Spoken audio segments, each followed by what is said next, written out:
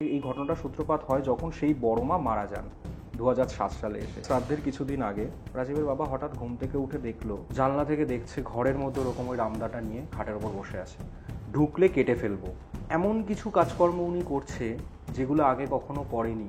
গায়ের কাপড় খুলে ফেলা, ঠিক আছে, ছেলেদের সামনে তন্ন তন্ন করে খুঁজতে খুঁজতে বালিশের তলা থেকে বেরিয়ে এলো একটা তামার তাবিজ।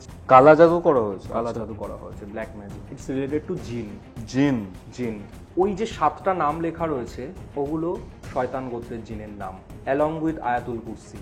ঘরে ঢুকে ওই তান্ত্রিক প্রথম যে কথাটা ওনাকে দেখে বললেন, বললো দেখো বাবা, কিছু মনে করো না, আমার সাধ্যের বাইরে। সবচেয়ে অবাধ্য অহংকারী জিন হচ্ছে মারিদ। ওনার ওপর একটা দুটো নয়, টোটাল 7টা মারিদকে আনা হয়েছে। আর কিচ্ছু করা সম্ভব নয়, ওনার সাথে সম্পূর্ণ কন্ট্যাক্ট বন্ধ করে দিতে হবে। বললো ওনার খাওয়া দাওয়া, বললো খাওয়া দাওয়া পরে দেখতে পাবে কি হবে।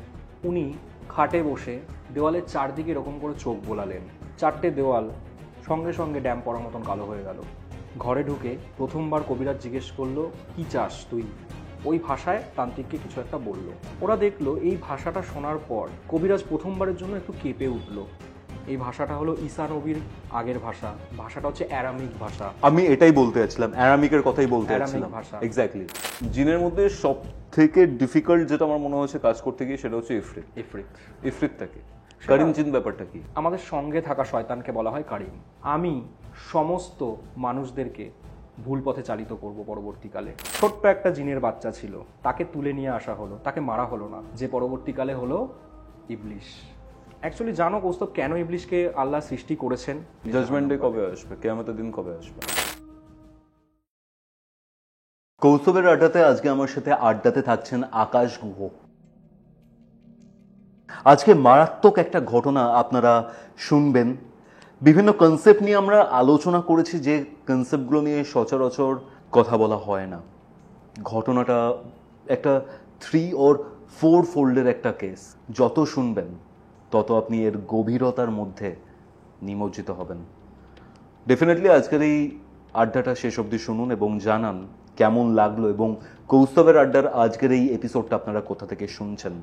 আপনারাও যদি আমার সাথে এরকমই একটা আড্ডাতে অংশগ্রহণ করতে চান তাহলে আমাকে ডেফিনেটলি যোগাযোগ করুন। আমাকে যোগাযোগ করার জন্য ফোন নাম্বার, ইনস্টাগ্রাম আইডি এবং ইমেল আইডি ডেসক্রিপশন বক্সে থাকছে। কৌস্তবের আড্ডা আমাদের এই শো যদি আপনাদের ভালো লাগে তাহলে কৌস্তব কুমার ইউটিউব চ্যানেলটাকে সাবস্ক্রাইব করতে কিন্তু ভুলবেন না। তাহলে চলুন, আমি আর কথা বাড়াচ্ছি না, সরাসরি চলে যাচ্ছি আজকের আড্ডাতে। হ্যালো আকাশ, ওয়েলকাম টু কৌস্তবের আড্ডা। কেমন আছো? ভালো আছি, তুমি কেমন আছো? একদম ভালো। আচ্ছা, বিষয়টা হচ্ছে যে তুমি লেখালেখি করো, তুমি একজন রাইটার। ইউটিউবে তোমার অনেক লেখা অডিও স্টোরি ফরম্যাটে বেরিয়েছে। এবার বইও লিখেছো দুটো। এখানে বিষয়টা যেটা হচ্ছে, এই যে জিনিসপত্রগুলো তুমি লেখো বা এই যে জিনিসপত্রগুলো তুমি সবার সামনে নিয়ে আসছো, তার জন্য নিজেকে এইসব বিষয়ে অনেক বেশি পড়াশোনা করতে হয়। তুমি জেনারেলি হররের ওপরই বেশি লেখো, তাই তো? একদম। আমার ইন্টারেস্টিং জিনিস যেটা মনে হয়েছে, নিজে এগুলো নিয়ে লেখালেখি করছো, আমরাও এইগুলো নিয়ে কাজ করি, তোমার নিজের ফার্স্ট হ্যান্ড কিছু ঘটনা রয়েছে যে ঘটনাগুলো খুব আকৃষ্ট করছে আমাকে। এরকম টাইপের ঘটনা, এরকম টাইপের ম্যাগনিটিউডের একটা ঘটনা অ্যাকচুয়ালি কিন্তু খুব রেয়ার। কি হয়েছিল আকাশ, আমি একটু ডিটেলসে জানতে চাই। অবশ্যই। যে ঘটনাটা তোমাকে আজকে আমি বলবো সেটা আংশিকভাবে আমি দেখেছি, আর বাকিটা বলতে পারো পুরোটাই শোনা, ঠিক আছে? আমার এক বন্ধুর সাথে হয়েছে, বন্ধুর বাড়ির ঘটনা।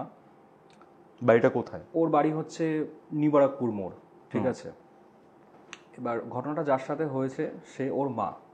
আমার বন্ধুটার নাম রাজীব, আর সে যাকে বিয়ে করেছে সেও আমার বান্ধবী প্রিয়াঙ্কা, ঠিক আছে? মানে প্রিয়াঙ্কা শাশুড়ির গল্প এটা। যে ঘটনাটা হয়েছে এটা তোমার 2007 সালের ঘটনা, ঠিক আছে? রাজীবের মা একদম পারফেক্টলি নর্মাল ছিল, কিছুই হয়নি ওনার সাথে, একদম নর্মাল যেরকম হাউসওয়াইফ হয়, ঠিক আছে? উনি সেরকমভাবেই লাইফ লিড করছিলেন। এই ঘটনাটায় ঢোকার আগে তোমাকে আমি একটা ছোট্ট ঘটনা বলতে চাই। রাজীবের বাবা, উনি তোমার এই এয়ারপোর্ট 2 নম্বর থেকে 2.5 নম্বর অবধি কোথাও একটা ভ্যান চালাতেন, ঠিক আছে, কোনো একটা স্ট্যান্ডে। তো ওদের নদিয়াতে হচ্ছে ওদের অ্যাকচুয়াল বাড়ি, প্রচুর বড় ফ্যামিলি। তো এবার সেখান থেকে ওরা এই বাড়িটা মানে নিবরাপুর মোড়ের বাড়িটা কি করে এলো সেটাই তোমাকে বলছি। ওর বাবা খুব সৎ, খুব ডিসেন্ট একটা মানুষ। তো এবার একদিন কি হয়েছে না, বা তোমার এয়ারপোর্ট 2.5 নম্বরে একজন এয়ারপোর্টের কোনো একজন বড় অফিসার গাড়িতে করে যাচ্ছিলেন, ঠিক আছে। তো তিনি সিগন্যালে দাঁড়িয়ে সিগারেট খাওয়ার সময় বারবার হাত ঝাড়ছিলেন, মানে যেরকম ছাইটার ঝাড়েন আর কি, ঠিক আছে। তো এবার কাছ নামিয়ে হাত ঝাড়ছেন এরকম করে। তো এবার সেই সময় কি হয়, ওনার হাতের থেকে একটা দামি ঘড়ি খুলে রাস্তায় পড়ে যায়, and he had no idea, ঠিক আছে। ওই মানুষটা মানে রাজীবের বাবা ওখানে ছিল, সে ব্যাপারটা নোটিস করে এবং ওই ঘড়িটা তুলে ওই ভদ্রলোককে বলে, স্যার আপনার ঘড়িটা পড়ে গেছে। তো উনি তখন কাছ নামিয়ে জিজ্ঞেস করছে, তুমি ঘড়িটা তুললে এটার অ্যামাউন্ট জানো? প্রথম প্রশ্ন এটা, ঠিক আছে। বললো না স্যার, বাট দেখে মনে হচ্ছে খুব দামি ঘড়ি। বলছে এই ঘড়িটা বিক্রি করলে তুমি আজকের দিনে, এটা কিন্তু অনেক দিন আগের কথা বলছি আমি, তখন ওরা খুব ছোট, রাজীবরা 2 ভাই, ওরা তখন খুব ছোট, এবং ওরা থাকে হচ্ছে তোমার এই বিরাটির ওখানে একটা ছোট ঘরে ভাড়া নিয়ে থাকে ওরা তখন। এবার উনি বলল যে এই ঘড়িটার দাম আজকের দিনে দাঁড়িয়ে 70,000 টাকা। আর তুমি যদি বেচে দিতে পারতে এটা, তুমি তো বড়লোক হয়ে যেতে, তুমি করলে না কেন, তুমি আমাকে দিলে কেন? স্যার এই একবারে 70,000 টাকা নিয়ে আমি কী করবো, ওরকম অসৎ আমি নই। তো এই জিনিসটা না খুব এনচ্যান্টেড করে ওই লোকটাকে, মানে যে এত সৎ লোক। তো উনি ঘড়িটা নিলেন ওনার হাত থেকে এবং নিয়ে বললেন, তুমি কালকে একটা ভালো জামা কাপড় পরে এয়ারপোর্টে 1 নম্বর বিল্ডিংয়ে এসে আমার নাম করে ঢুকে যাও। এটা ছিল ওনার একটা মানে ভাগ্যের চাকা ঘুরে যাওয়া যাকে বলে, ঠিক আছে। তো সেই মানুষটা গেল পরের দিন, গিয়ে ওনার কথা বলে ওখানে ঢুকলো এবং উনি ওনাকে একটা খুব দুর্দান্ত একটা ভালো পদে চাকরিতে এয়ারপোর্টে দিয়ে দিলেন। এয়ারপোর্টে চাকরিতে একদম পুরো। ওনার কিন্তু যোগ্যতা তেমন কিছু ছিল না, বললো ট্রেনিং দেওয়া হবে তোমাকে, ঠিক আছে। তখনকার দিনে কি হতো, এত তো টেকনিক্যাল ব্যাপার ছিল না যে সবকিছু কম্পিউটারাইজ তো হয়ে যায়নি তখন, অনেক কাল আগের গল্প। 2007 না না না 2007-এর গল্প এটা নয়, তোমার এই ব্যাপারটা হয়েছিল তোমার ধরো 2000, আচ্ছা, আমাদের জন্মের 1-2 বছর, হ্যাঁ ওরকম সময়ের পর। তখন তো সবকিছু কম্পিউটারাইজড হয়নি। এবার ওই ঘটনার পর থেকে ওদের একটা উন্নতি হতে থাকে প্রচুর পরিমাণে। এয়ারপোর্টে চাকরি বুঝতেই পারছো, তখনকার দিনে ওনার মাইনে ছিল 50,000 ঢুকে 50,000, একদম এতটাই বড় পদে ওনাকে চাকরি দেওয়া হয়েছিল, সততার জন্য সব ট্রেনিং দিয়ে নেওয়া হয়েছিল। তখনকার দিনেও তো ওরকমই হতো, মানে ওরকম টেকনিক্যাল ব্যাপার তো সবকিছু ছিল না। তুমি যদি বুঝে যাও ব্যাপারটা, তুমিও করতে পারবে, আমিও করতে পারবো। তো এবার সেই সময় দাঁড়িয়ে ওরকম মাইনেতে তারপর যা হয় আর কি, উন্নতি হতে থাকে, ঠিক আছে। একটা ভালো জমি কিনে তোমার এই নিবরাপুর মোড়ে উনি বাড়ি করেন 3 তলা, সব সুন্দরভাবে হয়ে যায়। ওরা নদিয়া থেকে চলে আসে। এবার কি হয় না, মানুষের চারিত্রিক বৈশিষ্ট্যটাই হচ্ছে এমন, যখন তুমি অনেকগুলো চারা গাছের মধ্যে থাকবে, তুমিও চারা গাছ, তখন তোমাকে কেউ নিচে নামাবে না। ওই সময়টার পর যখন তুমি মহিরুহে পরিণত হবে, মানে বড় হচ্ছ যখন, তখনই তোমাকে টানার চেষ্টা চলবে নিচ থেকে। এক্স্যাক্টলি। তো কি হয়েছে, তখন ফ্যামিলির লোকজনের মধ্যে ওর সবচেয়ে বেশি হিংসে ছিল হচ্ছে ওর মাসির, ঠিক আছে, মানে ওর মার যে বোন হয়, রাজীবের মার। তো প্রচণ্ড হিংসে ছিল, এবং হিংসে থেকে যা হয় আর কি, ঠিক আছে, ক্ষতি করার চেষ্টা। এবার আমি আসবো এই বর্তমানে, মানে 2007-এর ঘটনার, বর্তমান ঠিক নয়, 2007-এর ঘটনাটা। সব ঠিকঠাক চলছিল, ঠিক আছে। তারপরে রাজীবরাও একটু বড় হলো, স্কুল টুল শুরু হলো, ঠিক আছে। রাজীবের বড় মা মানে হচ্ছে তোমার রাজীবের ঠাকুমার শাশুড়ি, বুঝতে পারছো, ঠাকুমার শাশুড়ি খুব স্নেহ করতো রাজীবের মাকে, প্রচণ্ড। সেই মহিলা প্রচণ্ড স্নেহ করতো রাজীবের মাকে, ভালোবাসতো, না বউ হয়তো প্রচণ্ড ভালোবাসতো, এবং ওকে নিজের মেয়ের মতো দেখতো। বলতো উনি নাকি ওর মতন একটা মেয়ে ছিল, বাট সে নাকি মারা যায় ছোটোবেলায়, তাই জন্য রাজীবের মাকে প্রচণ্ড ভালোবাসতো। তো ঘটনার সূত্রপাত, মানে আমি এতক্ষণ যে কারণে এই ঘটনাটা বললাম এই ব্যাকড্রপে, তার কারণটা হচ্ছে এই ঘটনাটার সূত্রপাত হয় যখন সেই বড় মা মারা যান 2007 সালে এসে, ডিসেম্বর মাস ছিল। বড় মা মানে শাশুড়ির শাশুড়ি, ওকে, ঠিক আছে, মানে রাজীবের মার যে শাশুড়ি তার শাশুড়ি, ওকে, ঠিক আছে, মানে রাজীবের বড় মা হলো। তো এবার উনি যখন মারা যান তখন থেকেই ঘটনাটা স্টার্ট হওয়া শুরু হয়। রাজীব ছিল সেদিন স্কুলে, ওকে ওর দাদা বলল যে ঠিক পিরিয়ড শেষ হওয়ার আগে, মানে স্কুল তখন ছুটি হয়নি, এসে হঠাৎ করে স্যারের কাছ থেকে বলে টলে ওকে স্কুল থেকে নিয়ে গেল। তো রাজীব জিজ্ঞেস করেছিল কেন আমাকে নিয়ে যাচ্ছিস, এখন তো স্কুল শেষ হয়নি। তখন বলেছিল যে বড় মা মারা গেছে, চল যেতে হবে।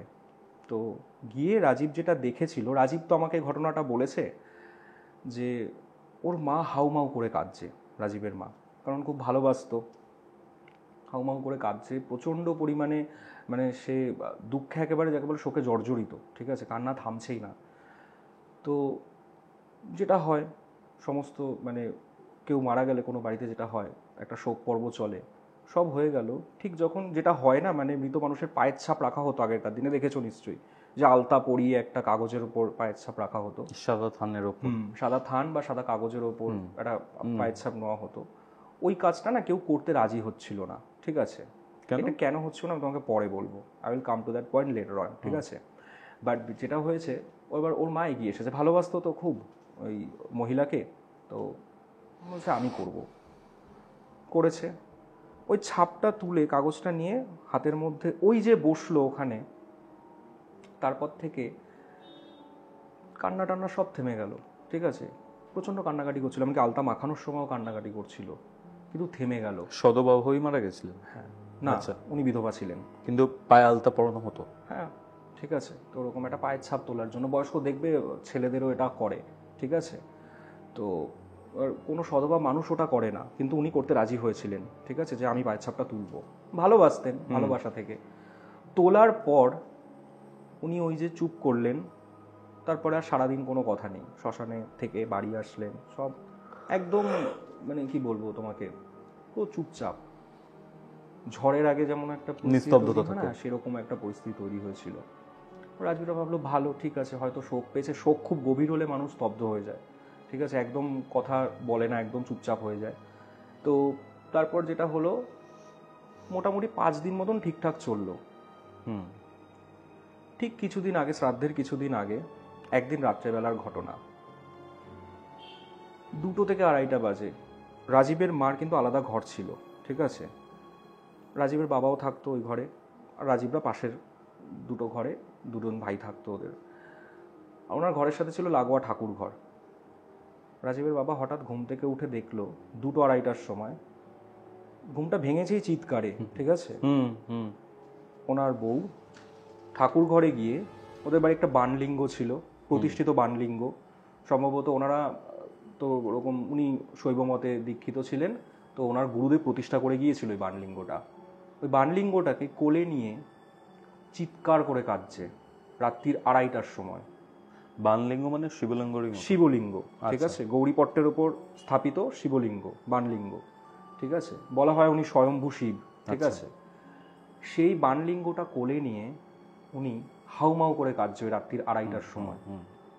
এবং সে কান্না কিন্তু কোনো সাইলেন্ট বা যেমন চাপা কান্না হয় সে তেমন কিন্তু নয়, রীতিমতন আহাজারি যাকে বলে, ঠিক আছে, হাত পা ছড়িয়ে চিৎকার করে কোলে নিয়ে বানলিঙ্গটাকে, ওপরের দিকে মুখ তুলে প্রচণ্ড কান্না। রাজীবের বাবা এসে জিজ্ঞেস করছে তোমার কি হয়েছে, তুমি এরকম করছো কেন, বলে ওনাকে জাস্ট টাচ করতে গেছে, এক ঝটকায় ওনাকে বিছানার একদম সামনে ফেলে দিয়েছে পুরো। অত ফোর্স ওনার থাকার কথাই না, উনি খুব রোগা একজন মহিলা, আমি তো ওনাকে দেখেছি। তখন রাজীবের বাবার প্রথম মানে শকটা লাগে যে কি হলো, এত ফোর্স তো ওনার গায়ে নেই। কান্নাকাটি কিন্তু চলছে, উনি দৌড়ে বাইরে বেরিয়ে ছেলেদেরকে ডেকে আনলো যে বাবু শিগগিরায় মা এরকম করছে, এরকম কান্নাকাটি করছে। ওরা রাত্রির 2:30টার সময় উঠে দেখছে এরকম মা এরকম পাগলের মতন চিৎকার করে চুল ছেড়ে কাঁদছে।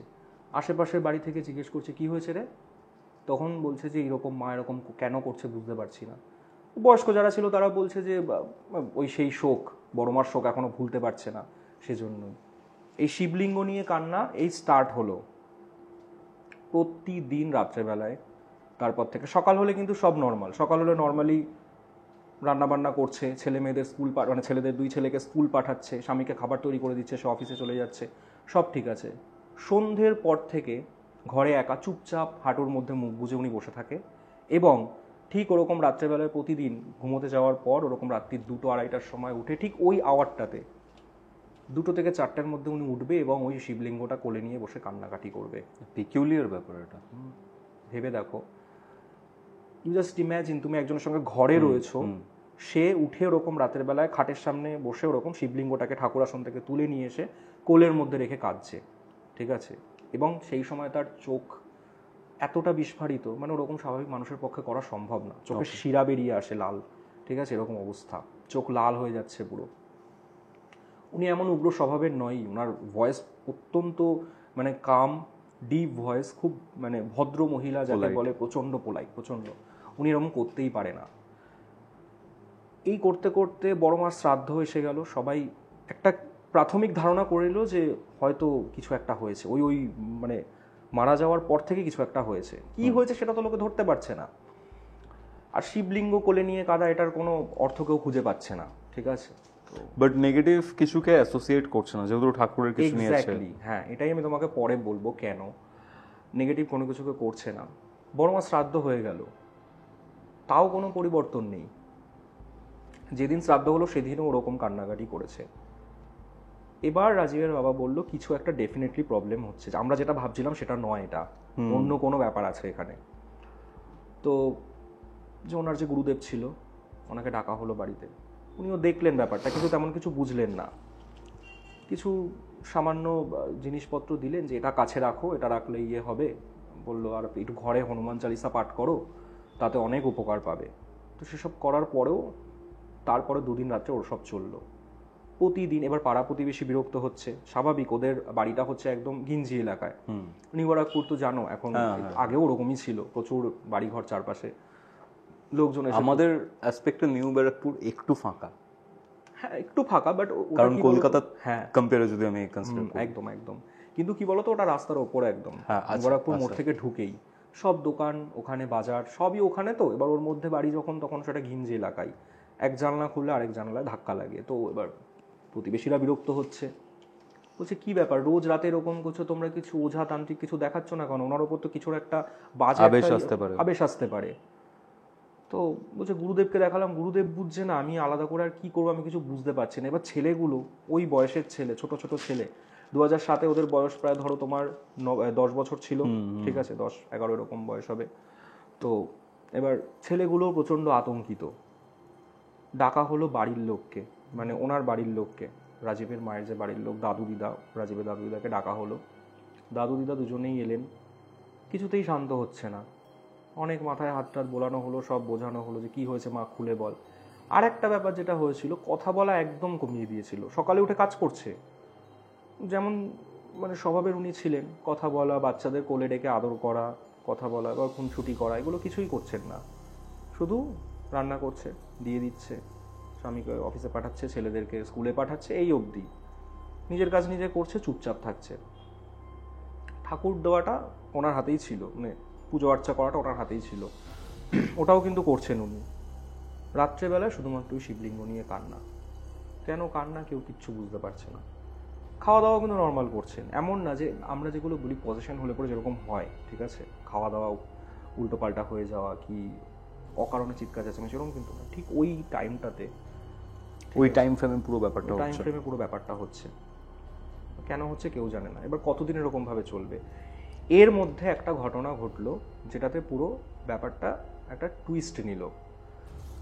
ওর যে মাসির কথা আমি বললাম, ঠিক আছে, যে মাসি সবচেয়ে বেশি হিংসে করতো এই ব্যাপারটা, ওর বাবাকে একদম, মানে হঠাৎ করে উন্নতি হয়ে গেল। একটা ভ্যানওয়ালা ছিল, ঠিক আছে, ভ্যান চালাতো, সেখান থেকে একদম এয়ারপোর্টের এত বড় একটা পদে, তারপর এত বড় বাড়ি, দুটো গাড়ি, ঠিক আছে।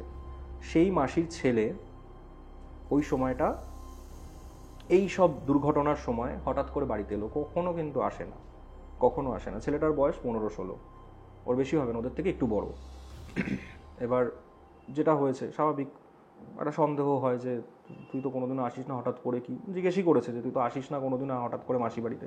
সে না, আমি একটু থাকতে এসেছি মাসির সাথে, একটু কতদিন তো আসি না এখানে। তুই তো কোনোদিনও আসিসই নি, হঠাৎ করে তো আসিস না, ব্যাপারটা আসিসই না, আবার কি হলো হঠাৎ করে?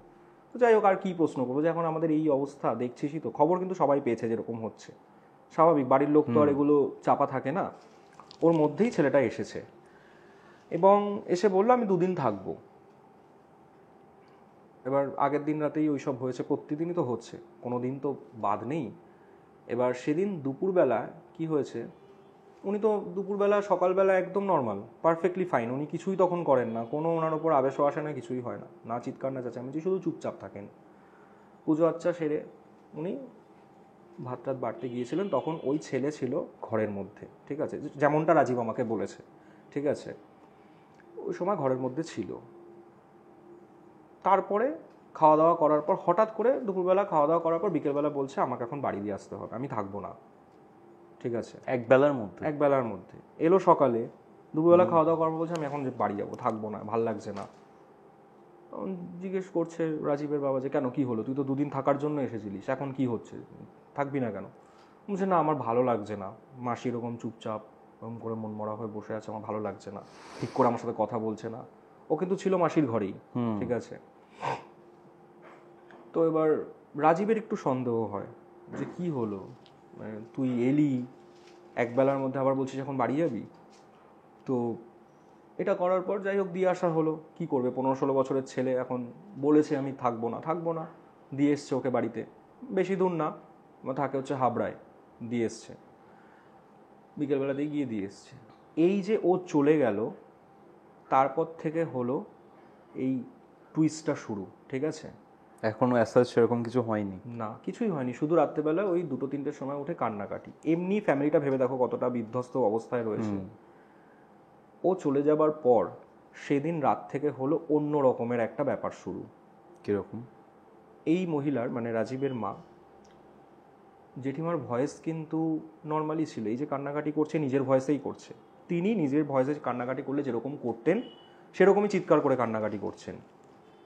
বাট সেই ওই ছেলেটা চলে যাওয়ার পর সেই দিন রাত থেকে, রাত মানে আর 2-3টের ওই আওয়ারটা কিন্তু নেই, রাত 12টা থেকেই ওই অ্যারাউন্ড ওদের ডিনার ফিনার শেষ হওয়ার পর থেকেই উনি আর ওনার স্বামীকে মানে রাজীবের বাবাকে ঘরে ঢুকতে দিচ্ছেন না, ঠিক আছে। যে ভয়েসে বলছেন তুমি বাইরে থাকো, তুমিও না, তুই বাইরে থাক, এতদিনে কিন্তু বলেনি এটা, এই তুই করে স্বামীকে সম্বোধন বলছে, তুই বাইরে থাক, বাইরে চলে যা, আমার সাথে থাকবি না, ঢুকবি না এ ঘরে।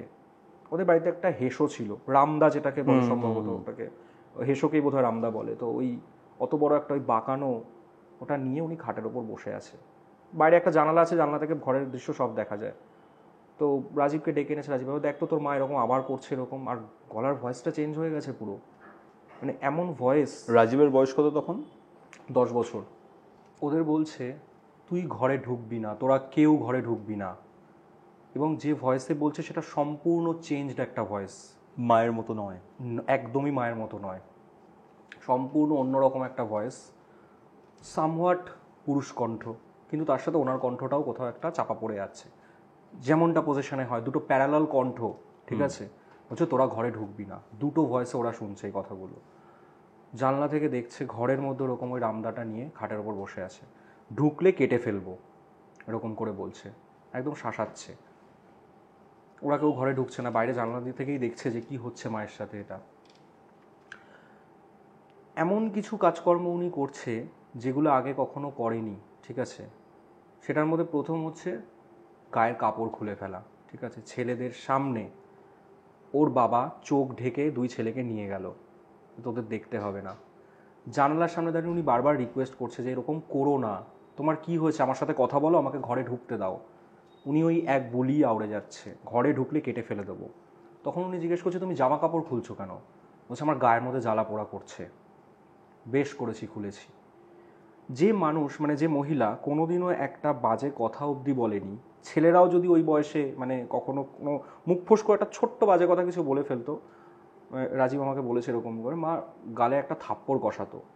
সেই মহিলা স্বামীকে এমন অশ্রাব্য ভাষা বলেছে ওই মুহূর্তে যে আসবি না ঘরে, তারপর এমন এমন কথাবার্তা বলেছে ভেবে নাও, মানে নারকীয় ভাষা সব। এগুলো ইম্যাজিন করাই যায় না ওনার মুখ থেকে, এবং সম্পূর্ণ চেঞ্জড একটা ভয়েস। সারা রাত এইভাবে চলেছে। ওরা 3 জন মানে বাবা এবং 2 ছেলে পাশের ঘরে, কি করবে, অসহায়, কেউ নেই বাড়িতে, দাদু দিদা নিচে, ঠিক আছে, ওনাদেরকে ওপরে আসতে দিচ্ছেন, ওনারা এই সিন দেখলে পরে ব্যাপারটা নিতে পারবে না, ঠিক আছে। সারা রাত এইভাবে চললো।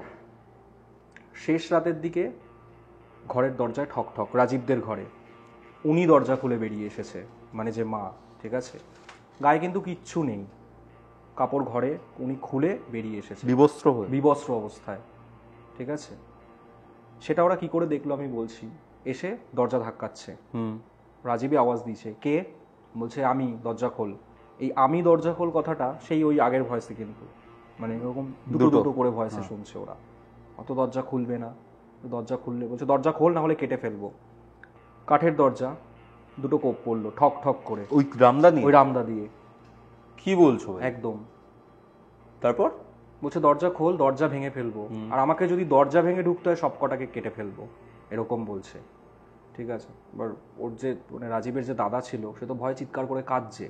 হ্যাঁ, কিন্তু রাজীবের বাবা বলছে দাঁড়া দেখছি কি করা যায়।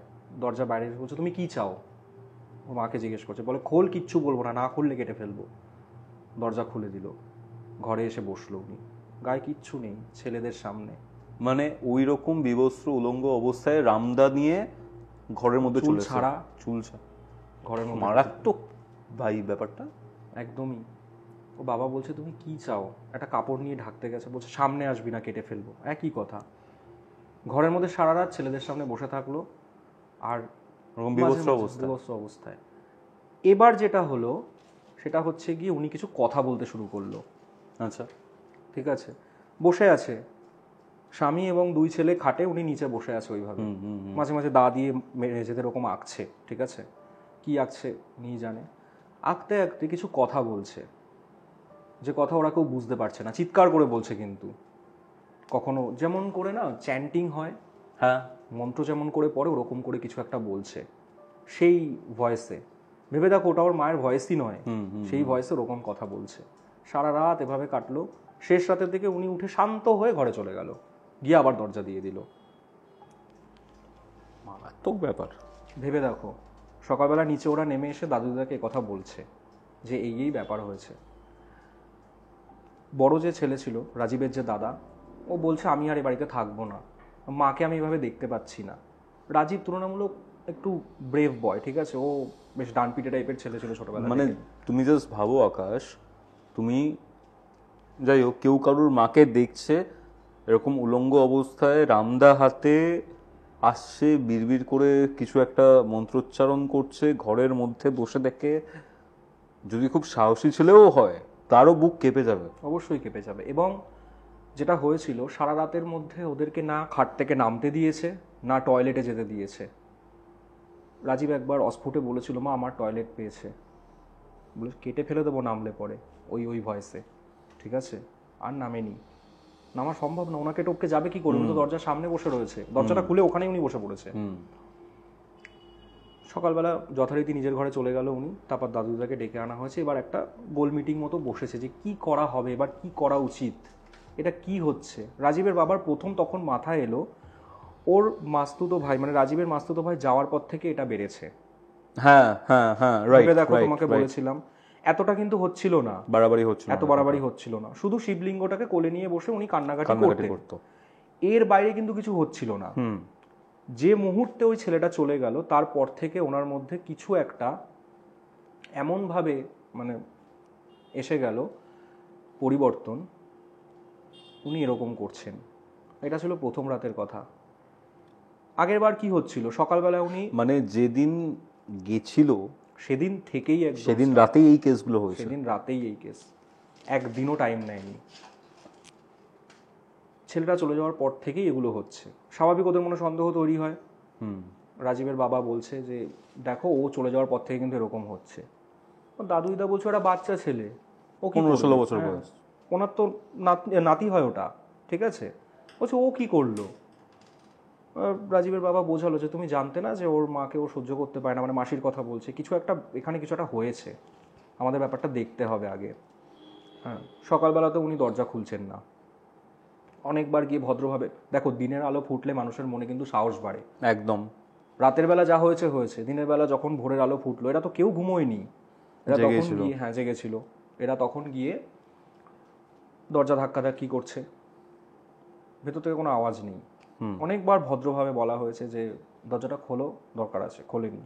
দরজা ভাঙতেও সাহস পাচ্ছে না, কি অবস্থায় দেখবে কি করছে, কিন্তু জেগে আছে উনি, সেটা ওনার ঘরের মধ্য থেকে হাঁটা চলা, আবার সেই বিড়বিড় করে ওসব বলা, সব কিছুতে প্রমাণিত যে উনি জেগে আছে, ভেতরে ঠিকঠাক আছে, ওনার নিজের কোনো ক্ষতি হয়নি। ওরা কান পেতে শুনছে, কি বলার চেষ্টা করছে, এক বর্ণও বুঝতে পারছে না। কিন্তু ভেবে দেখো আগের সময় কি হচ্ছিল, উনি কিছু একটা মানে কান্নাকাটি করছিল, কিন্তু উনি কিন্তু উল্টোপাল্টা কিছু বলছিল না। এই ছেলে চলে যাওয়ার পর থেকে, সেই রাতের পর থেকে ওনার মধ্যে কিন্তু একটা অন্য রকমের চেঞ্জ এলো, সম্পূর্ণ অন্য রকমের। এই চেঞ্জটা ওরা আরও পরে বুঝতে পারলো কি কি হলো। দুপুরবেলার দিকে উনি কি মনে হতে কাপড় পরেই এবার বেরিয়েছে, কাপড় পরে ওই অবস্থায় কিন্তু, ঠিক আছে। দরজা যখন খুললো, আমাকে রাজীব বলছিল চোখ দুটো পুরো লাল, রক্ত জবার মতন। আচ্ছা, আমরা সামনে থেকে সরে গেলাম, উনি বাথরুমে ঢুকে গেল, স্নান করবে। এই সুযোগ ঘরের মধ্যে ঢোকা হলো। রাজীব বাবা তো বলেইছে কিছু না কিছু একটা ওই ছেলে করে বেরিয়েছে, খুঁজতে বেশিক্ষণ সময় লাগলো না। তন্ন তন্ন করে খুঁজতে খুঁজতে বালিশের তলা থেকে বেরিয়ে এলো একটা তামার তাবিজ। তামার তাবিজ? তামার তাবিজ। আচ্ছা। যে তাবিজ মানে কোনোদিনই কোশ্মিনকালেও ওইখানে রাখা ছিল না, ঠিক আছে। রাজীব বলে এই দেখ, নিশ্চয়ই এই ছেলে এটা রেখে গেছে। এবার তুমি ভেবে দেখো কৌস্তব, কেউ তো গিয়ে ওই ছেলেকে চার্জ করতে পারে না যে তুই রেখেছিস কি, বলবে আমি রাখিনি, ডাইরেক্ট বলে দেবে। তাবিজটা নিয়ে রাজীব বাবা চলে এলো। উনি আবার স্নান করে ঘরে ঢুকে দরজা বন্ধ করে দিয়েছে। আর তুমি বিশ্বাস করবে না কৌস্তব, দরজা দেওয়ার মানে মানুষ কিভাবে দরজা দেয়, টাক করে দরজা দিয়ে দিল না, দরাম, পুরো দরাম করে দরজা খুলছে, দরাম করে দরজা, মানে দরজা ভেঙে যাবে এরকম একটা ব্যাপার। বাথরুমের দরজা ওইভাবে খুলেছে, ঠিক আছে। রান্না বান্না নেই, খাওয়া দাওয়া নেই কোনো।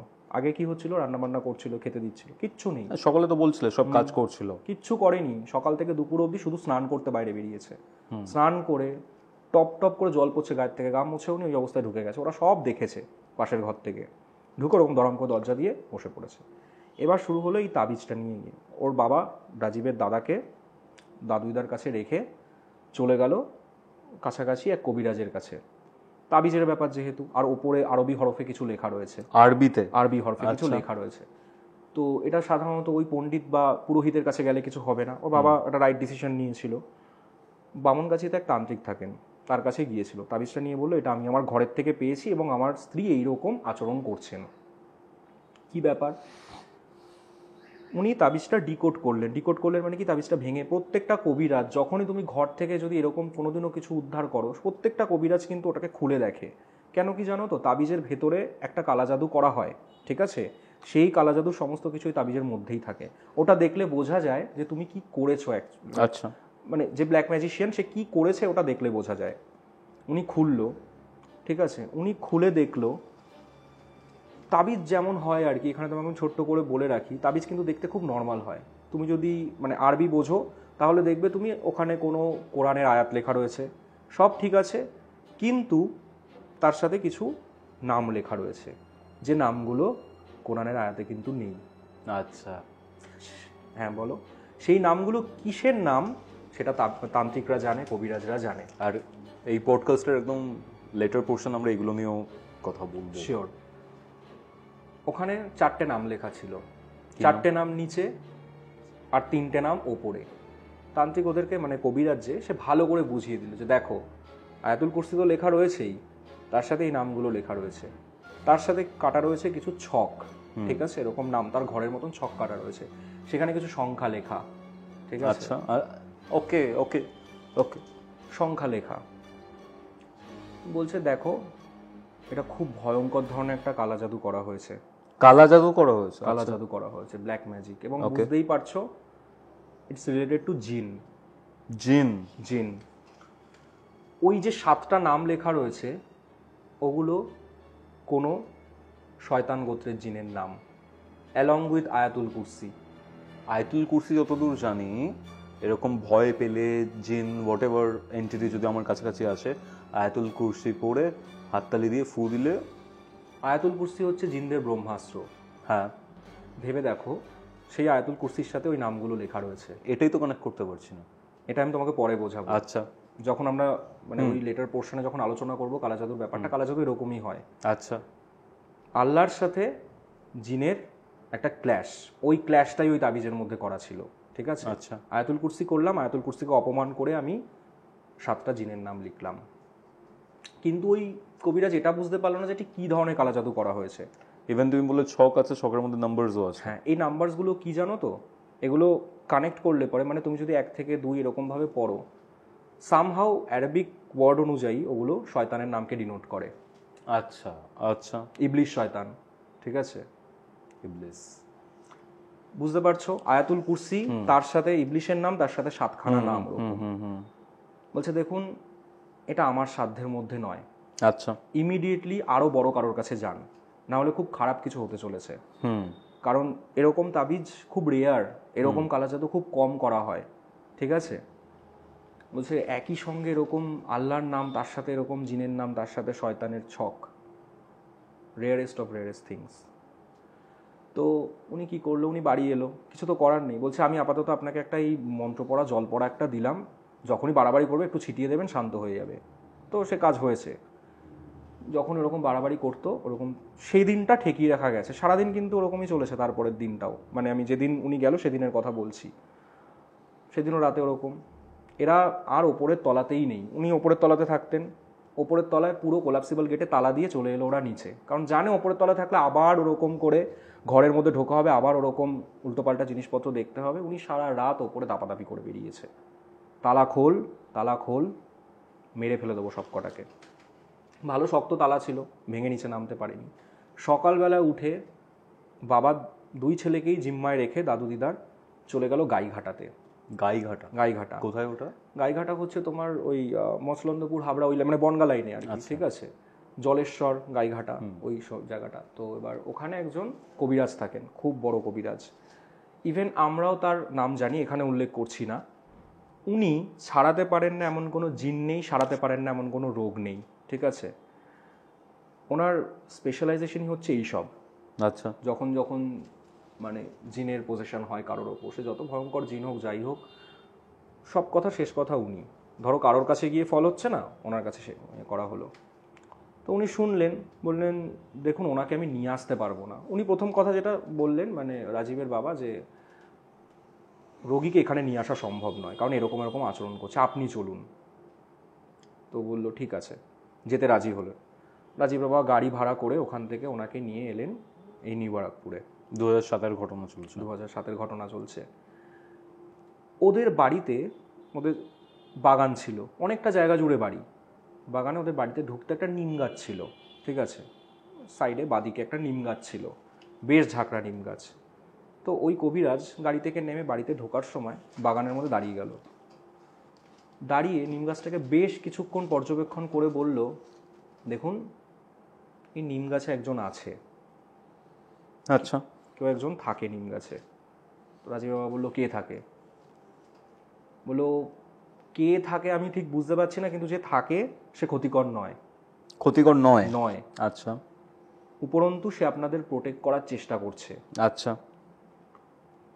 বললো ভেতরে চলুন।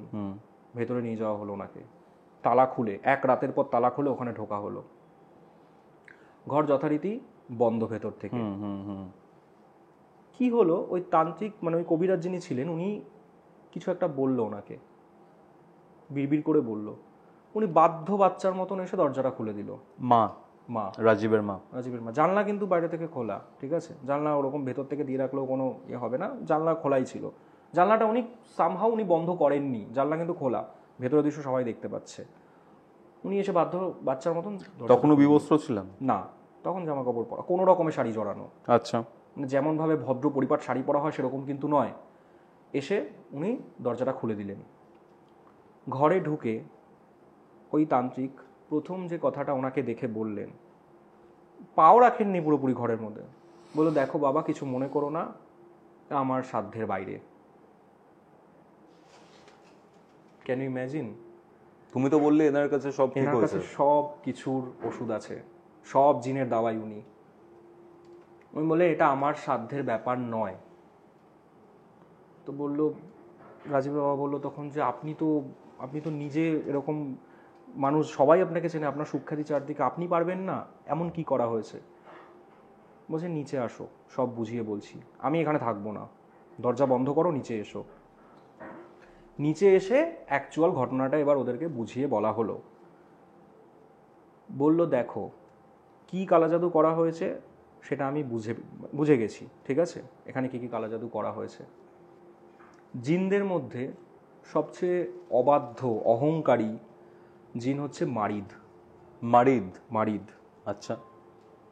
ওনার ওপর এই মারিদ জিনকে আনা হয়েছে, মানে ওনার জন্য একটা দুটো নয়, টোটাল 7টা মারিদকে আনা হয়েছে। একটু আগে তোমাকে বলছিলাম 7টা আয়াতুল কুরসির ওপরে নিচে 7টা নাম লেখা রয়েছে, ওই মারিদের নাম ওগুলো। মারিদদের নিজস্ব স্পেসিফিক নাম রয়েছে নিজেদের, হ্যাঁ, আমাদের যেমন নাম অবশ্যই হয়। অবশ্যই অবশ্যই। জিন জাতি আমাদের মতোই, তাদেরও নাম আছে, গোত্রটা আলাদা। আমাদের যেরকম কৌম হয়, গোত্র হয়, ঠিক আছে, ওদেরও ওরকম কৌম গোত্র থাকে। ওরা গোত্রটা মারিদ, কিন্তু নাম তো ওদের আছে। সেই 7টা পাওয়ারফুল মারিদকে ওনার জন্য আনা হয়েছে এবং একযোগে ওনারা প্রসেস করেছে। 7টা পজিশন, 7টা পজিশন, 7টা জিনের পজিশন, 7টা জিনের পজিশন। এবং ওদেরকে বলা হয় মারাদা, মানে যখন ওরা প্লুরাল ফর্মে চলে আসে তখন ওদেরকে বলা হয় মারাদা, ঠিক আছে। ওই মারাদা পজেস করেছে ওনাকে। তো এবার উনি বলল, রাজীবের বাবা বলছে যে কি করা যাবে। বলছে আমার কাছে কোনো আপাতত ওষুধ নেই, এর যেমন চলছে তেমনই চলবে। না, ডিভাস্টেটিং এটা শোনাটা। বলছে আমার কাছে কোনো উপায় নেই, মারিদ জিনকে আমি বশ করতে পারি, কিন্তু এখানে যে 7জনকে আনা হয়েছে তাদের ওষুধ আমার জানা নেই। যতই আয়াতুল কুরসি পড়ি, যাই পড়ি, হ্যাঁ আয়াতুল কুরসি পড়লে জিন থাকে না, এটা একদম সত্যি কথা। প্রচণ্ড ভয় পায় আয়াতুল কুরসিকে ওরা, কিন্তু আবার আসবে, আবার আসবে। এমনই ভাবেই কালা জাদুটা করা হয়েছে, কিচ্ছু করার নেই। কারণ তাবিজটার মধ্যে তো আয়াতুল কুরসি লেখাই ছিল, তার সাথে 7খানা নাম, আবার শয়তানের নাম্বার, তার সাথে শয়তানের নাম্বার। বলছে প্রচণ্ড পাওয়ারফুল ব্ল্যাক ম্যাজিক এটা, এটাকে ভাঙার আমার সাধ্য নেই। আচ্ছা, আমি কি করতে পারি তোমাদেরকে, ওই জমজম কূপের কিছুটা জল দিয়ে গেলাম। জমজম কূপ, জমজম কূপের জল হচ্ছে খুব পবিত্র মানা হয় ইসলামে, ঠিক আছে। মক্কাতে যে জমজম কূপ আছে, ওই জমজম কূপের জল খুব সামান্য পরিমাণেই থাকে সবার কাছে, কবিরাজদের কাছে থাকে, এক্সরসিজমের সময় লাগে। তো ওটা সামান্য পরিমাণে দিয়ে গেল। খুব বাড়াবাড়ি যখন করবে, নিজেদেরকে প্রোটেক্ট করার জন্য এটা ব্যবহার করবে বলে ওটুক দিয়ে চলে। বললো আমি এর মধ্যে নেই, বললো আমি এটা করতে পারবো না, আমার হাতের বাইরে এটা। রাজীবের বাবা বললো তাহলে আপনি কি করতে পারবেন, অ্যাটলিস্ট কিছু একটা সলিউশন দিয়ে যান। শুধু জমজম কূপের জল দিয়ে তো কিছু হবে না, যদি কোনো সময় আমার ছেলে দুটোর উপর অ্যাটাক করে বসে, ওনাকে কতদিন এভাবে আইসোলেটেড করে রাখবো। ঠিক এই সময় ওপর থেকে একটা দরাম করে আওয়াজ, ওনার ঘর থেকে বাসন কোসন ছুঁড়ে ফেলার আওয়াজ। দরজা খুলে বাইরে বেরিয়ে এসেছে। ওই যে কোলাপসিবল গেটটা ছিল ওটাকে জোরে জোরে ঝাঁকাচ্ছে, দরজা খোল না হলে মেরে ফেলে দেবো, আর যেটাকে এনেছি সেটাকে বাড়ি থেকে বের কর, কবিরাজকে বলছে। তখন রাজীবের বাবা এত দিন যে কামটা ধরেছিল আর ধরে থাকতে পারলো না, হাউ হাউ করে কেঁদে ফেললো। বললো আপনি কিছু একটা করে দিন, এভাবে দেখতে পারছি না ওকে, ছেলে দুটোর ওপর দিয়ে কি যাচ্ছে দেখছেন তো। এবার তাতে কবিরাজের সম্ভবত কিছু একটু চিড়ে ভিজেছে। বললো ঠিক আছে, একটাই উপায়, এর বাইরে আর কোনো উপায় নেই, এর বাইরে আমি কিছু করতে পারবো না। সেটা হচ্ছে এই বাড়িটাকে আমি বন্ধন করে দিয়ে যাচ্ছি, উনি এই বাড়ির বাইরে বেরোবে না, আর তোমরা ওপরে যাবে না, এটাই একমাত্র শর্ত। কি আর কিচ্ছু করা সম্ভব নয়। আচ্ছা, ওনার সাথে সম্পূর্ণ কন্ট্যাক্ট বন্ধ করে দিতে হবে। বললো ওনার খাওয়া দাওয়া, বললো খাওয়া দাওয়া পরে দেখতে পাবে কি হবে। এই যে বললো না এই কথাটা, এটা যে পরে কতটা টেরিবল হয়ে দেখা দিয়েছিল সেটা আমি তোমাকে পরে বলছি, খাওয়া দাওয়ার ব্যাপারটা। তো বললো আমি একটা কাজ করছি, বাড়ির 4 কোণায় 4টে ঘট পুঁতে রেখে দিয়ে যাচ্ছি, ওই ঘটগুলো হচ্ছে বন্ধন, কখনো ওই ঘট তুলবে না। যদি চাও উনি বাইরে বেরিয়ে যায় তখন তুলে ফেলতে পারো, আদারওয়াইজ তুলবে না কখনো। এই ঘটগুলোর জন্য, মানে এই বন্ধনগুলোর জন্য উনি বাড়িতে আটকা থাকবে, কিন্তু স্পিরিটগুলো ভেতরেই থাকবে, স্পিরিটগুলো ওনার সাথে থাকবে, কোনো উপায় নেই। ওনারা মানে স্পিরিটগুলো জুড়ে গেছে ওনার সঙ্গে। ওই 7টা জিন, 7টা মারিদ জিন পালা করে আসছে যাচ্ছে। এটা মানে বাই ফরচুনেট সেই কবিরাজের সামনেই উনি ব্যাপারটা প্রত্যক্ষ করেছেন। উনি থাকতে থাকতেই ঘটগুলো যখন পোতা হচ্ছিল ওপর তলায়, মানে ওরা বলছে ঝড় বয়ে যাচ্ছে পুরো যেন। আচ্ছা আচ্ছা, উনি এমনভাবে চিৎকার করছে, বাড়ির আশেপাশে লোক দাঁড়িয়ে গেছে দেখার জন্য যে কি হচ্ছে ওপরে, এই বাড়িটাতে কদিন ধরে কি চলছে, কি পাড়া প্রতিবেশী বেরিয়ে এসেছে কি হচ্ছে, উনি এমন করছে কেন। এটা হওয়ার পর উনি ওপরে গেলেন, ঠিক আছে, ওই কবিরাজ হাতে জমজম কূপের জল, যাতে ধারে কাছে আসতে না পারে। তালা খোলা হলো, উনি নিজের ঘরে। কে? মা, রাজীবের মা, আচ্ছা। উনি নিজের ঘরে। যে মুহূর্তে কবিরাজ ওই জমজম কূপের জলটা নিয়ে এগোলো ওনার দিকে, কাজ হয়ে গেছে, বন্ধন হয়ে গেছে, এগোলো শেষবারের মতো দেখার জন্য যে কি করে বন্ধন হওয়ার পর। ওটুকু সাহস করে উনি গিয়েছে, পেছনে পেছনে ওরা আসছে, ওরা 3 জন। দাদু দিদা আগের মতোই ঘরে সেপারেটেড, তাদেরকে এর মধ্যে আনাই হয়নি, কারণ নিজের মেয়ে কত দেখা যায়। আচ্ছা, মানে রাজীবের মা বাবা তারা ওই বাড়িতেই আছেন। মানে রাজীবের দাদু দিদা ওদের সাথেই থাকতেন ওই মানে কদিনের জন্য। মায়ের, আচ্ছা, ওকে, হ্যাঁ, আনা হয়েছিল, বললাম তো তোমাকে যে ওদেরকে আনা হয়েছিল এই ঘটনার পর থেকে, তারপর থেকে ওনারা ফিরে যাননি। আচ্ছা। তো ওদেরকে সেপারেট রাখা হয়েছে। এরা 4 জন ওপরে গেল, দরজা খোলা, ঘরে ঢুকতেই ঘরের সব কটা আলো নিভে গেল। ঘরের মধ্যে আলো থাকতেও না তেমন ভাবে, সামান্য একটা ছোট্ট 0 পাওয়ারের একটা বাল্ব জ্বেলে উনি সবসময় থাকতেন, সেটাও চোখের সামনেই নিভে গেল। কবিরাজ পকেট থেকে একটা দেশলাই বের করে জ্বালালো। সেই দেশলাইয়ের আলোতে ওরা 4 জন যে দৃশ্যটা দেখলো সেটা হলো এই: উনি খাটে বসে দেওয়ালের চারদিকে এরকম করে চোখ বোলালেন। আচ্ছা। বর্ষাকালে ঘরে ড্যাম পড়ে দেখেছো তো, কালো হয়ে যায় দেওয়াল, 4টে দেওয়াল সঙ্গে সঙ্গে ড্যাম পড়ার মতন কালো হয়ে গেল। সিরিয়াসলি ভাই? সিরিয়াসলি, ওরা চোখের সামনে এটা দেখেছে। তারপর রাজীবের বাবা আবার 2 ছেলেকে সরিয়ে দিল। ঘরে ঢুকে প্রথমবার কবিরাজ জিজ্ঞেস করলো, কি চাস তুই? তখন উনি কবিরাজের সাথে প্রথম কথা বলল, বা ওনারা বলল, আমরা 1 জন নই, 7 জন, ভদ্রভাবে কথা বল। তান্ত্রিককে প্রথম বলল,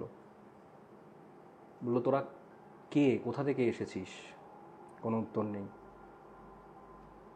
কি উদ্দেশ্যে এসেছিস? কথা নেই, চুপ করে আছে। গলার ভয়েস কিন্তু পুরো পাল্টে গেছে, ওই যে ওইটুকু কথা বললো তার মধ্যে কিন্তু গলার ভয়েস পাল্টে গেছে। বয়স কত তোদের? প্রশ্ন করলো কবিরাজ। এবার উত্তর এলো, 3000, 4000, আর একটা সম্ভবত 7000 বলেছে। Can you imagine? 3টে কথা বললো, 3 রকম ভয়েসে, 3 জন কথা বলেছে, বাকি 4 জন চুপ। 7টা জিন আছে। ক্যান ইউ ইমাজিন কৌস্তব, কোনো মানুষ কখনো তার বয়স 3000 হতে পারে, 4000 হতে পারে, 7000 হতে পারে? 7000। টেরিফিক। তার মানে এরা অনেক অনেক আগের সময়কার জিন।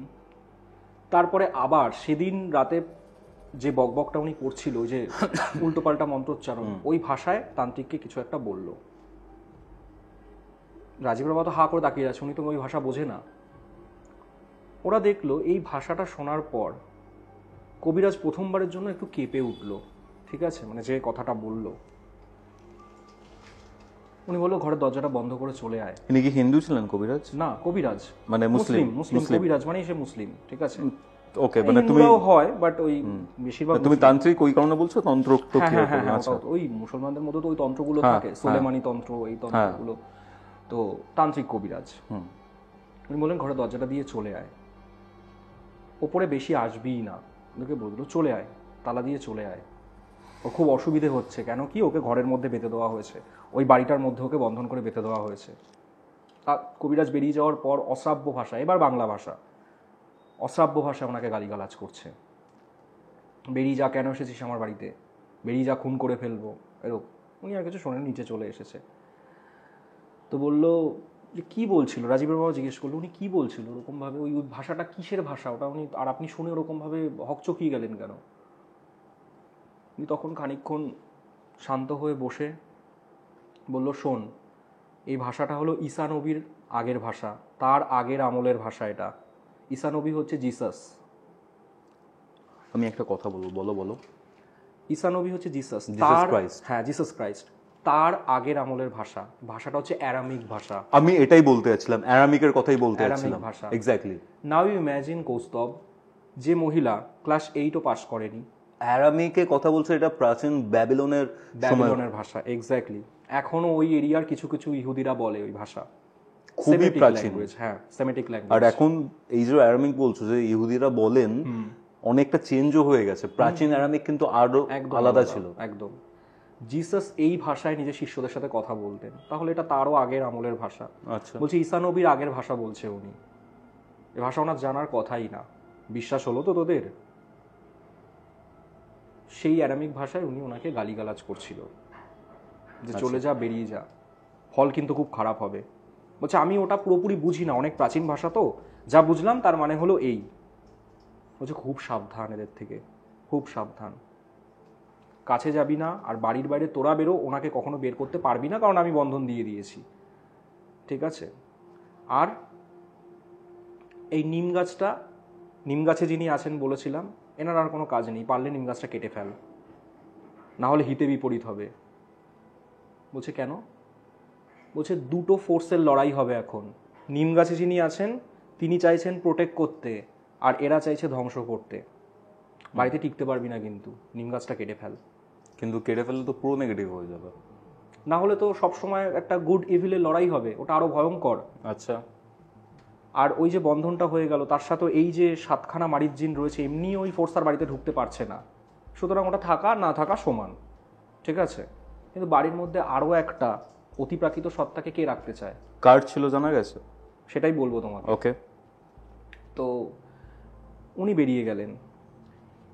এবার যেটা হলো, রাজীবের বাড়িতে সেই দিনই ওই চলে যাওয়ার পর উনি তো কোলাপসিবল গেটে তালা লাগিয়ে ওনাকে ওখানে ফেলে রাখা হয়েছে, আর ওরা কেউ যাচ্ছে না। ভেবে দেখো, একটা মানে এই 3জন মানুষ 3 দিন ধরে না ঠিক করে খেয়েছে, না ঠিক করে ঘুমিয়েছে। ওই সময় রাতে একটা ফোন এলো, তখন টেলিফোন ছিল, টেলিফোনে একটা ফোন এলো। ফোনটা এসেছে রাজীবের ওই বাড়ি থেকে, মানে যে বাড়িতে ওই বড় মা মারা গেছেন সেই বাড়ি থেকে ফোনটা এলো। ফোনটা করে রাজীবের বাবা ধরলো, ফোনটা তুলে ওনাকে ওপার থেকে বলা হচ্ছে যে জানিস আজকে একটা ঘটনা ঘটেছে, অস্বাভাবিক ঘটনা, সবার চোখের সামনে ঘটেছে। ওই বড় মার যে ছবিটা ছিল, ওই ছবিটাই কিছুক্ষণ আগে, এই মিনিট 15 আগে ওই ঘরে বাতি দিতে গিয়েছিল ওই বাড়িরই কোনো বউ, গিয়েছে, ছবিটার চারপাশটা ড্যাম পড়ার মতন কালো হয়ে গিয়েছে হঠাৎ করে। এখনো আছে, তখন তো আর হোয়াটসঅ্যাপের যুগ ছিল না যে ছবি তুলে পাঠাবে। বলছে এখনো আছে, জানিস তো দেওয়ালটা ওরকম ড্যাম পড়ার মতন ড্যাম পড়ে গিয়েছে চারপাশে ছবিটার। দেখে মনে হচ্ছে ছবিটা থেকে একটা তাপ বেরিয়ে না ছবিটাকে এরকম দেওয়ালটাকে কালো করে দিয়েছে। ছবিটাও সামহাট ওরকম ড্যাম পড়া লাগছে, নিষ্প্রভ লাগছে ছবিটাকে। রাজীব বাবা এটা শুনে আর কিছু বললো না, রেখে দিল। সারা রাত ওদের ওভাবেই নিচে কাটলো, উনি আর সারা রাত নিচে নামেন, উনি ওভাবেই খাওয়া দাওয়াও না, কিছুই না। পরের দিন রাজীবের বাবা আবার গেলেন গুরুদেবের কাছে, গোটা ঘটনা যা হয়েছে খুলে বললেন ওনাকে। উনি এবার ব্যাপারটা বুঝতে পারলেন। তুমি একটু আগে জিজ্ঞেস করছিল না যে ওই নিম গাছে কে প্রোটেক্ট করছিল, গুরুদেব যা শুনে বললেন, এই অ্যালং উইথ এই ঘটনাটা, এই দেওয়াল কালো হয়ে যাওয়ার ঘটনা, তার সাথে ওই বাড়ির দেওয়াল কালো হয়ে যাওয়ার ঘটনা, উনি বললেন দেখো, শ্রাদ্ধ শান্তি হিন্দুদের হয়ে গেলেই যে আত্মা পুরোপুরি ঊর্ধ্বগতি লাভ করে এমনটা কিন্তু নয়, ঠিক আছে? সবসময় শ্রাদ্ধ হলেই আত্মা ঊর্ধ্বগতি লাভ করে না, ঠিক আছে? কোনো অপূর্ণ বাসনা বা অপূর্ণ টাস্ক যদি থাকে তার, সে কিন্তু আত্মাটা ওখানে আবদ্ধ হয়ে যায়। প্রথমে বলেছিলাম মনে আছে যে ওই বড়মা যখন মারা গিয়েছিল কেউ ওনার পায়ের ছাপ নিতে যেতে চাইছিল না। হ্যাঁ, এটার কারণটা আমি তোমাকে বলি, শোনো। ওই মহিলা বেশ কিছু তাবিজ তোমার জানতো এবং এই বিদ্যার চর্চা করত। কোন মহিলা? বড়মা যে মারা গিয়েছিল প্রথমে। আচ্ছা আচ্ছা। এবং উনি যেহেতু এই রাজীবের মাকে খুব ভালোবাসতো, এই যে মাসি, রাজীবের যে মাসি, বহু দিন থেকে ওদের উপর এই কালাজাদু করার চেষ্টা করছে, পারেনি এই বড়মার জন্য।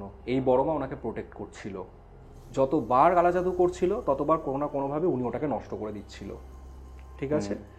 এবার যে মুহূর্তে বুড়ি মারা গেল সেই মুহূর্তে ওই ছেলেকে পাঠানো হলো ওই তাবিজটা দিয়ে, জানে প্রোটেকশন নেই। এবার কি হয়েছে তোমাকে বলি, শোনো। যদি বড়মা মারা গেল, বড়মার আত্মাটা ওনাকে প্রসেস করে নিয়েছিল। তখন ওই যে শিবলিঙ্গ কোলে করে কাঁদতো, ওটা বড়মার আত্মা ছিল। ক্যান ইউ ইমাজিন একজন মানুষের ওপর দুবার করে, দেখো পুরো গুজবাম্পস দিচ্ছে, দুবার করে পজিশন। একবার ভালো শক্তির পজিশন, একবার 7-7খানা মারিচ জিনের পজিশন। উনি প্রোটেক্ট করছিল, উনি বুঝে গিয়েছিল আমি নেই, এবার ওকে ওরা ধরবে কালা জাদু দিয়ে। কিন্তু বাঁচাতে পারলাম না। বাঁচাতে পারলেন না। কেন বাঁচাতে পারলেন না? ওই যে তাবিজটা ওই যে বিছানার তলায় রাখা হয়েছে, তাবিজ কিন্তু সবসময় শরীরের সাথে স্পর্শ করতে হবে এমন কোনো মানে নেই। তাবিজের এমনই ক্ষমতা থাকে, ওই মানুষের কাছ অবধি পৌঁছে গেলে, যার নামে কালা জাদু করা হচ্ছে, সেই মানুষের কাছে পৌঁছে গেলেই কিন্তু তাবিজ তার কাজ করে ফেলে। ওই যে বালিশের তলায় রাখা ছিল, উনি হয়তো দুপুরবেলায় ঘুমিয়েছেন ওই বালিশে, সেই সময় ওই মারিচ জিনরা ওনাকে পোজেস করে নিয়েছে। আর যে মুহূর্তে মারিচ জিনরা পোজেস করলো, সেই মুহূর্তে ওই বড় মার শুভ যে আত্মা প্রোটেক্ট করছিল, যে প্রোটেক্টিং সোলটা ছিল, তিনি ওই নিম গাছে আটকা পড়ে গেলেন, তিনি আর ঢুকতে পারছেন না বাড়িতে। এতটাই পাওয়ারফুল, ভেবে দেখো। পুরনো এন্টিটি এরা অনেক অনেক বেশি শক্তিশালী, একটা পিওর সোলের থেকে অনেক বেশি শক্তিশালী এরা। ডেফিনেটলি। তাই জন্যই ওই বড়মার আত্মাকে ঢুকতে দিচ্ছে না। তারপর ঘটনা এভাবেই চললো। গুরুদেব বলে দিলেন কি কি হয়েছে, বড়মার আত্মাই ওনাকে প্রোটেক্ট করছিলেন এতদিন, আর প্রোটেক্ট করতে পারবে না, কারণ যা হওয়ার হয়ে গিয়েছে। ওই তাবিজের ওপর মাথা রেখে উনি শুয়ে পড়েছেন, ওই তাবিজেরও আর কোনো কাজ নেই, আর কালা জাদুরও আর কোনো প্রতিকার নেই। এভাবেই চললো। এবার তোমাকে আসি টেরিবল ঘটনায়, যে ওনার খাদ্যাভ্যাসে কী কী পরিবর্তন এসেছিল। শুধু খাদ্যাভ্যাস না, অনেকগুলো ঘটনা এখন বলবো। ওই 7টা মারিচ জিন পজিশন হওয়ার পর ওনার মধ্যে কী কী পরিবর্তন আসতো। ঘটনা এভাবেই চলছে, কিচ্ছু করার নেই। ওদেরকে বলেই দেওয়া হয়েছিল তোমাদের এর সঙ্গে হ্যাবিটুয়েটেড হতে হবে, এটাই তোমাদের নিয়তি, কিচ্ছু করার নেই, ওনাকে ঠিক করা যাবে না। ওনার খাদ্যাভ্যাসটা এবার শোনো। যে মানুষ কখনো আমিষ ছোননি, নিরামিষাশী ছিলেন, পনির খুব ভালো রান্না করতেন। তুমিও দেখেছো ছোটবেলায়, আই গেস। আমি ছোটবেলায় দেখিনি ওনাকে। আচ্ছা, ওকে। আমি এই সব হওয়ার পরে দেখেছি। ওকে, হ্যাঁ। এই অবস্থায় দেখেছি, এই যে যেই সময়টার কথা বলছি। এখনো কি ছাদে? না, উনি এখন ওখানে থাকেন না, ওটাই আমি তোমাকে ওকে বলবো। ওকে, হ্যাঁ হ্যাঁ। তো ওনার খাদ্যাভ্যাসটা গেল সম্পূর্ণ বদলে। যে মানুষ কখনো আমিষ ছুতেন না, সে মানুষ খাওয়া শুরু করলেন আমিষ। কেমন আমিষ এবার তোমাকে বলি, শোনো। কোলাপসিবল গেটের ওপার থেকে মাঝে মাঝে রাজীবের বাবাকে ডেকে বলতো তুই তুকারি করে, এই মাছ খাবো, মাছ এনে দে, এই যা 3 কিলো খাসির মাংস নিয়ে আয়, মুরগির মাংস খাবো আজকে। কেমনভাবে খেতে নেবার শোনো।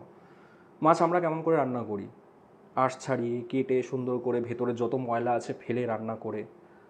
উনি মাছটা ওর কোলাপসিবল গেটের ভেতর থেকে উনি দিয়ে চলে আসতেন। ওরা দেখেছে কিভাবে রান্না করতো।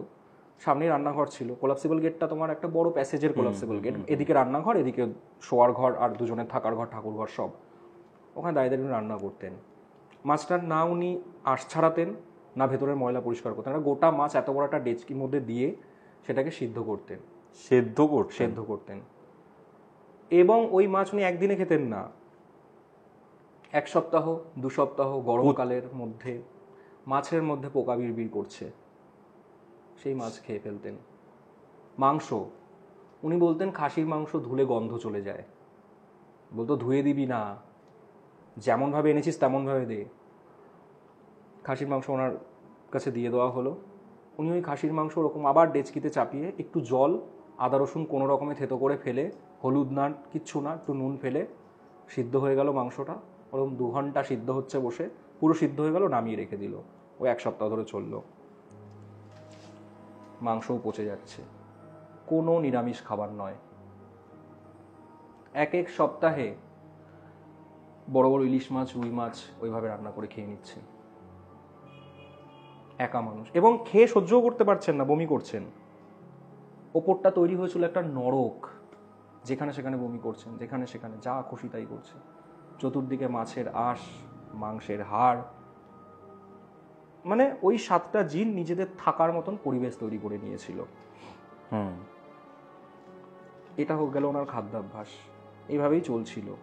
এরপর এলো রাজীবের বিয়ের সময়। মানে এরকম ভাবে কতদিন চলেছে ভাই? 2007-এর ঘটনা এটা। রাজীব বিয়ে করেছে 2016-তে। না উনি এই এতগুলো বছরে বাড়ি থেকে বেরিয়েছে। 9 বছর ওই ওপরের ঘরে ছিলেন। 9 বছর ওপরের ঘরে, প্রকৃতির মুখ দেখেননি, বাইরে বেরোননি, কিচ্ছু না, ওই রকম ভাবেই চলছে। ঘর থেকেও বাইরে আসেননি, ঠিক মতন নখ কাটা নেই, কিচ্ছু না, ওইভাবেই চলছে। তারপর আমি যে অবস্থা দেখেছি তোমাকে বলি, উনি না ওনার মুখটা বেঁধে রাখতেন সব সময়।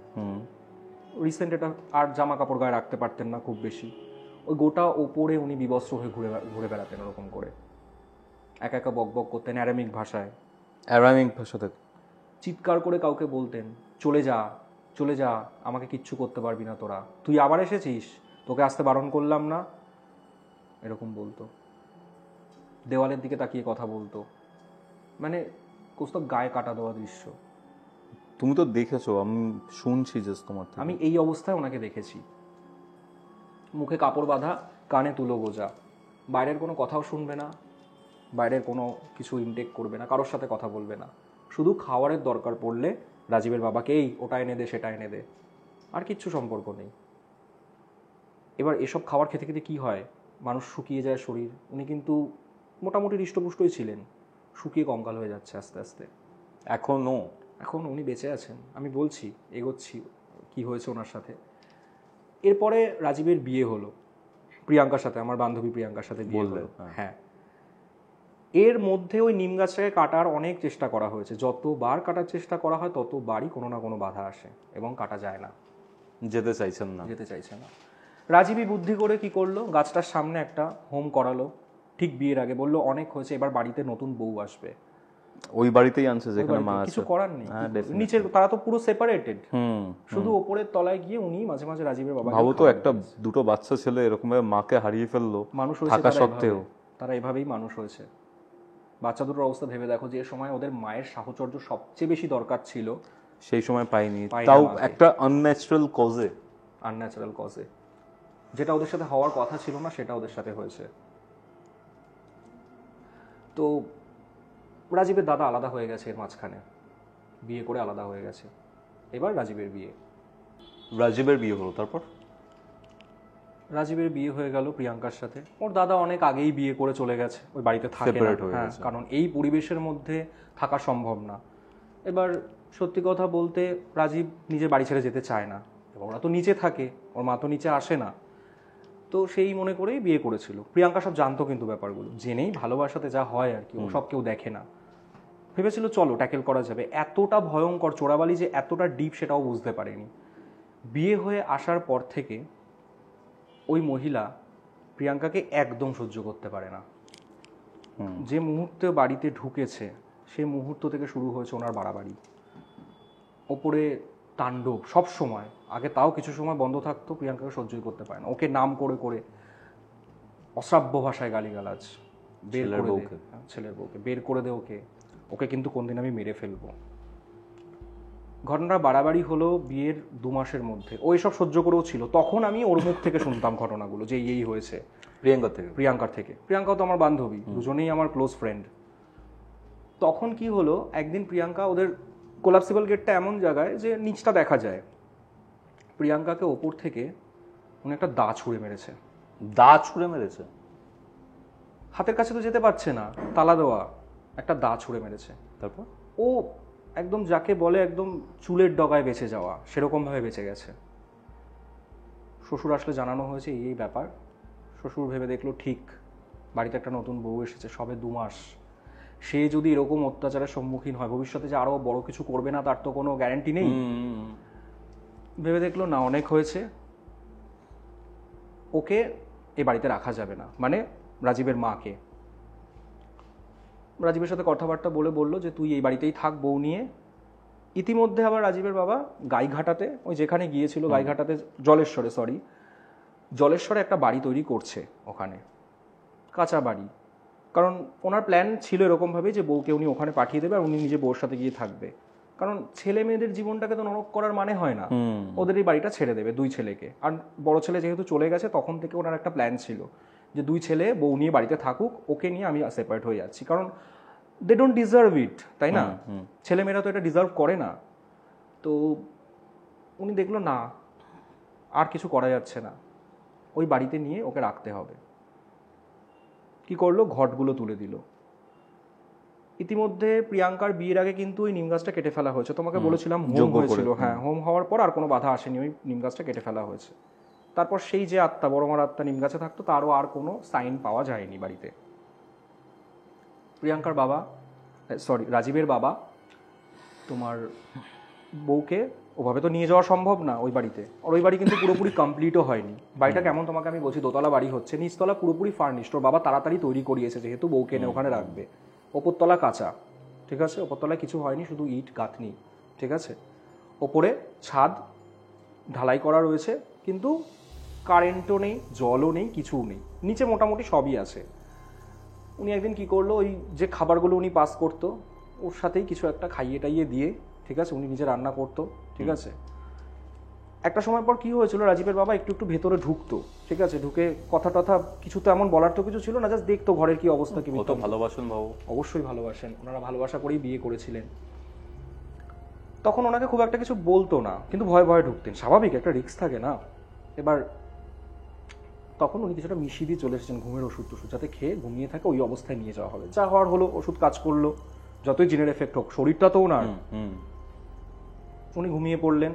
কিছুক্ষণের জন্য ওনাকে গাড়ি করে নিয়ে চলে যাওয়া হলো জলেশ্বরে গিয়ে ওনাকে ওই বাড়িতে রেখে আসা হলো। এবার এখানে ঘটলো আরও ঘটনা। প্রিয়াঙ্কা তো বেঁচে গেল, প্রিয়াঙ্কা শান্তিতে সংসার করছে, আর উনি এখানে আসার কোনো চান্স নেই। হাজব্যান্ড মানে রাজীবের বাবা, উনি সপ্তাহে সপ্তাহে গিয়ে ওনাকে মাসকাবাড়ি বাজার দিয়ে আসতো, সেই বড় বড় মাছ, 3 কিলো 4 কিলো খাসির মাংস, যা আমিষ খাবার হয়, চিকেন। কোনো ফ্রিজ ছিল না, কিচ্ছু ছিল না ওখানে, ওইভাবেই রেখে দিত, ওইভাবে যবে ইচ্ছে তবে খেত। কি হলো, নিচের ফার্নিশ ঘরগুলো তো উনি থাকবে না, সেখানে আলো আছে, জল আছে, সবই আছে, ইলেকট্রিসিটি যা যা থাকার জন্য প্রয়োজন একটা মানুষের সবই আছে, কিন্তু উনি ওখানে থাকবে না। উনি শিফট করলো ওপরতলায়, যেখানে কিচ্ছু নেই, জলও নেই, কিছু নেই, আলো নেই, অন্ধকারের মধ্যে দিনের পর দিন, গরমের মধ্যে, পাখা ছাড়া, লাইট ছাড়া উনি ওখানে থাকতে শুরু করলো। ওদের বাড়িটা ওখানে অনেক বড়, চারপাশে কলা বাগান আছে, পাঁচিল দিয়ে ঘেরা বাড়ি। এবার কি করলো উনি, যে খাবারগুলো খেত, দোতলায় যতদিন থাকতো ওদের বাড়িতে, সেসব এগুলো দেখা যায়নি, ওরা কোনোদিনও দেখেনি, আড়ালে করতো কিনা জানি না।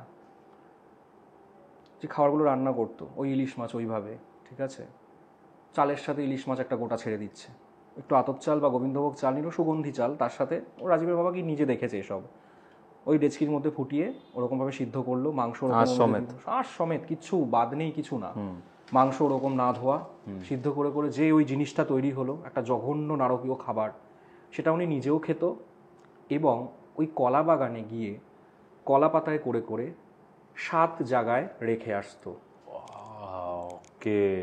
এবং পাড়া প্রতিবেশীরা অব্দি অভিযোগ করেছে রাজীবের বাবার কাছে যে আপনার বউ এগুলো কি করে, আমরা তো এগুলো ভয় পাই, বাচ্চা কাচ্চা থাকে এখানে আশেপাশে।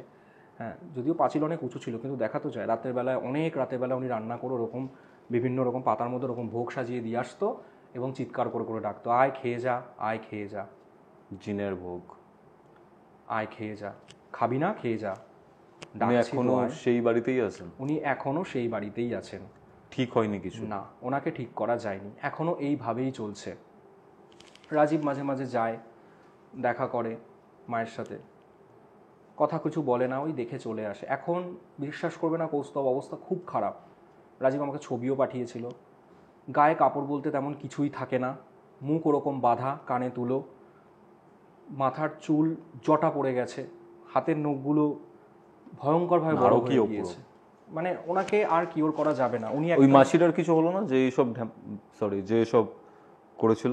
না, কাউকে তো চার্জ করা যায় না, তাই না কৌস্তব, কাউকে তো চার্জ করা যায় না যে আমি, যে তুমিই করেছো এটা, কাউকে তো চার্জ করা ভাবে যায় না, তো ওই জন্যই আর কিছু বলা হয়নি। জিন নিয়ে ঘটনাটা শুনলাম, এখনো চলছে, চলমান একটা ঘটনা। এখানে তুমি বেশ কিছু কনসেপ্ট বললে, এবার এগুলোকে ডিকোড করবো আমরা। শিওর। ফার্স্টে আসছে জিন, এই জিনিসটা কি?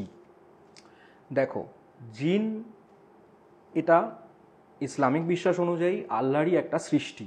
আচ্ছা, ঠিক আছে, এমন নয় যে মানুষ মরে জিন তৈরি হচ্ছে, যেমন আমাদের হিন্দু ধর্মে প্রেতাত্মা যেরকম হয় সেরকম কিন্তু একদমই না। জিন ইজ এ ডিফারেন্ট কনসেপ্ট। আল্লাহ 3 ধরনের সৃষ্টি তৈরি করেছেন। আচ্ছা, এক হচ্ছে ফেরেশতা, আলো থেকে বা নূর থেকে তৈরি করা হয়েছে। এক হচ্ছে জিন, স্মোকলেস ফায়ার, একদম সেখান থেকে তৈরি করা হয়েছে জিনদের। আর আরেকটা হচ্ছে মানুষ, মাটি থেকে তৈরি করা হয়েছে। তো এই 3 রকম সৃষ্টিকে আল্লাহ তৈরি করেছেন তার ইবাদতের জন্য। আচ্ছা, জিন হচ্ছে তার মধ্যে একটা সৃষ্টি বা মাখলুক। এদেরকে মাখলুক হচ্ছে সৃষ্টি, আল্লাহ যে কোনো সৃষ্টি, আমরাও মাখলুক। আমাদেরকে বলা হয়, মানে মানুষকে বলা হয় আশরাফুল মাখলুকাত, মানে হচ্ছে গিয়ে মাখলুকদের মধ্যে শ্রেষ্ঠ। আচ্ছা, সবাই বলে, সব ধর্মেই এটা বলে যে মানুষ হচ্ছে ভগবানের বা গডের বা আল্লাহর সর্বশ্রেষ্ঠ সৃষ্টি। ঠিক আছে, তো জিন হচ্ছে আমাদের থেকে নিকৃষ্ট সৃষ্টি, কিন্তু আল্লাহ জিনকে কিছু কিছু স্পেশাল পাওয়ার দিয়েছে, যেমন ওদের একটা ডাইমেনশন আমাদের থেকে আলাদা করে দেওয়া। আমাদের আদি পিতা, যেমন অ্যাব্রাহামিক রিলিজিয়নে বলা হয় অ্যাডাম, বা আদম, ঠিক আছে, জিনদেরও একজন আদি পিতা ছিল যাকে প্রথম তৈরি করা হয়েছিল ফ্রম দ্য স্মোকলেস ফায়ার, ধোঁয়াহীন আগুন থেকে। তার নাম ছিল, কোথাও বলা হয় সামুম, কোথাও বলা হয় সুমিয়া। আচ্ছা। এই সামুম বা সুমিয়াকে আল্লাহ জিজ্ঞেস করেছিল, বলো তুমি, আমি তোমাকে সৃষ্টি করলাম, তুমি কি চাও, তুমি কি কি সুবিধা পেতে চাও? তখন এই সামুমই বলেছিল যে আমরা এমনভাবে তৈরি হতে চাই যাতে আমাদের কেউ দেখতে না পারে, আমরা নিজেরা না চাইলে কেউ যাতে দেখতে না পারে, আমাদের একটা আলাদা ডাইমেনশন হোক, আর আমাদের গায়েব হওয়ার ক্ষমতা দেওয়া হোক, আকাশে ওড়ার ক্ষমতা দেওয়া হোক, এগুলো বলা হয়েছিল। তো আল্লাহ বলেছিল বেশ তাই হবে। তখন থেকেই জিনেদের আলাদা ডাইমেনশন আছে। তার 2000 বছর পরে সৃষ্টি করা হয়েছিল হজরত আদমকে, মানে আমাদের যে আদি পিতা বলা হয় আব্রাহামিক রিলিজন অনুযায়ী, ঠিক আছে। জিন সৃষ্টি হওয়ার পর আল্লাহ তাদেরকে বললো তোমরা জমিনে গিয়ে বাস করো, মানে পৃথিবীতে বাস করো। জিনদের বলছে? জিনদের বলা হয়ে গেল যে ওরা পৃথিবীতে বাস করবে। তাই হলো। এবার আল্লাহ তো সৃষ্টি করেছে এদেরকে নিজের ইবাদত করার জন্য। জিনদের মধ্যে থেকে খুব অবাধ্য কতগুলো জিন তৈরি হলো। স্বাভাবিক, ওরা দেখছে আমরা অদৃশ্য, আমাদের এত পাওয়ার আছে, আমরা উপরে উঠতে পারছি, স্বভাবজাত একটা অহংকার তৈরি হলো। ওরা আল্লাহকে মানলো না, নিজেদের মধ্যে মারামারি খুনোখুনি শুরু করে দিল। তখন হলো প্রথম অ্যাঞ্জেলিক ওয়ার। আল্লাহ ওদেরকে অনেকবার সাবধান করেছে যে তোমরা এগুলো বন্ধ করো, আমার উপাসনা করো, তোমাদের এজন্যই তৈরি করা হয়েছে। ওরা শুনবে না, ওরা নিজেদের মধ্যে মারামারি খুনোখুনি ক্ষমতা দখল এসব নিয়ে শুরু করেছে। ফেরেশতারা যেটা করে না সেটা হচ্ছে ওদের মধ্যে কোনো হিংসে নেই। ওদেরকে আল্লাহ তৈরিই করেছে ওরকমভাবে, ওরা শুধুমাত্র আল্লাহর ইবাদত করবে, আর কিচ্ছু করবে না। ওদের কাজই হচ্ছে এই যে 4 জন মেন ফেরেশতা আছে, জিব্রাইল, মিখাইল, আসরাফিল আর মালাকুল মত, এই 3 জন হচ্ছে 4 প্রধান ফেরেশতা। এরা এবং বাকি যত লক্ষ লক্ষ কোটি কোটি ফেরেশতা আছে তাদের সবার কাজ হলো আল্লাহর ইবাদত করা। জিনকেও সেই উদ্দেশ্যে তৈরি করা হয়েছিল, কিন্তু জিন এই কথা শোনেনি। জিন জাতি কি করা হলো, তখন আল্লাহ অ্যাঞ্জেলদের পাঠালো, বললো যাও, অনেক হয়েছে, অনেক বুঝিয়েছি ভালো মতন, আর কিছু বোঝানো যাবে না, ওদেরকে যারা অবাধ্য তাদের খতম করে দাও। এবার জিনদের মধ্যে 2টো ভাগ ছিল, যারা একটা আল্লাহর ইবাদত করতো আর যারা আল্লাহকে যারা নাফরমানি করতো, ইবাদত করতো না। শয়তান জিন, শায়াতিন। তো এই শায়াতিন জিনদের কি করা হলো, অ্যাঞ্জেলিক ওয়ারের মাধ্যমে নেতৃত্ব দিলেন হযরত জিব্রাইল, মানে যে প্রধান গ্যাব্রিয়েল। তো ওনার নির্দেশে অ্যাঞ্জেলিক ওয়ার হলো পৃথিবীতে।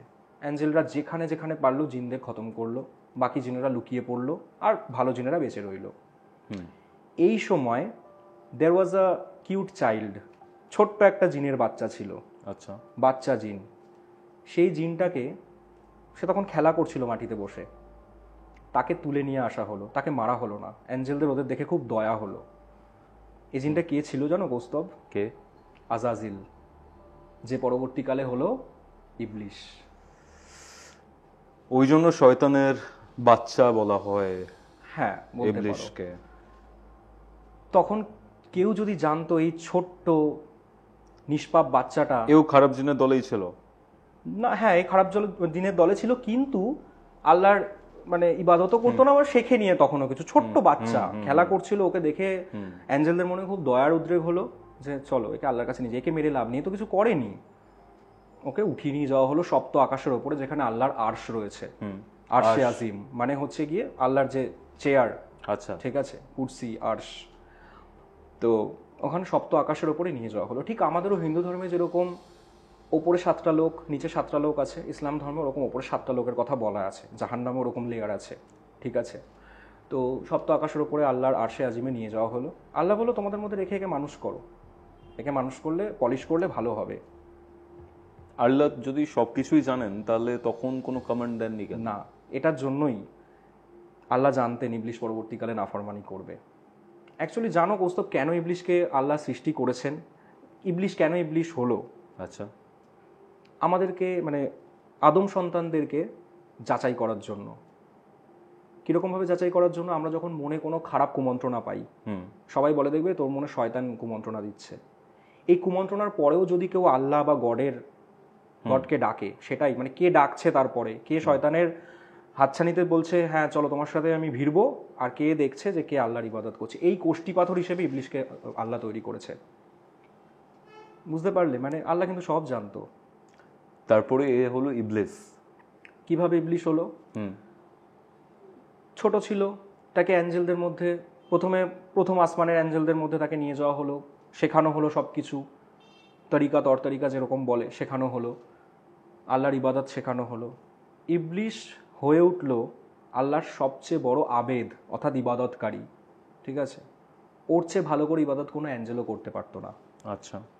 ও প্রথমে এক আসমান থেকে আরেক আসমান এরকম করে করে ও উপরে উঠতে লাগলো, মানে ওর লেভেল আপ হতে লাগলো আস্তে আস্তে। এত ইবাদত করছে, করতে করতে করতে করতে একদিন আল্লাহর ফেরেশতাদের মধ্যে ভিড়ে গেল, একদম আল্লাহর সামনে থাকতে শুরু করলো। আরশে আজিমের সামনে যে সব ফেরেশতারা থাকে তাদের সাথেও থাকতে আরম্ভ করলো।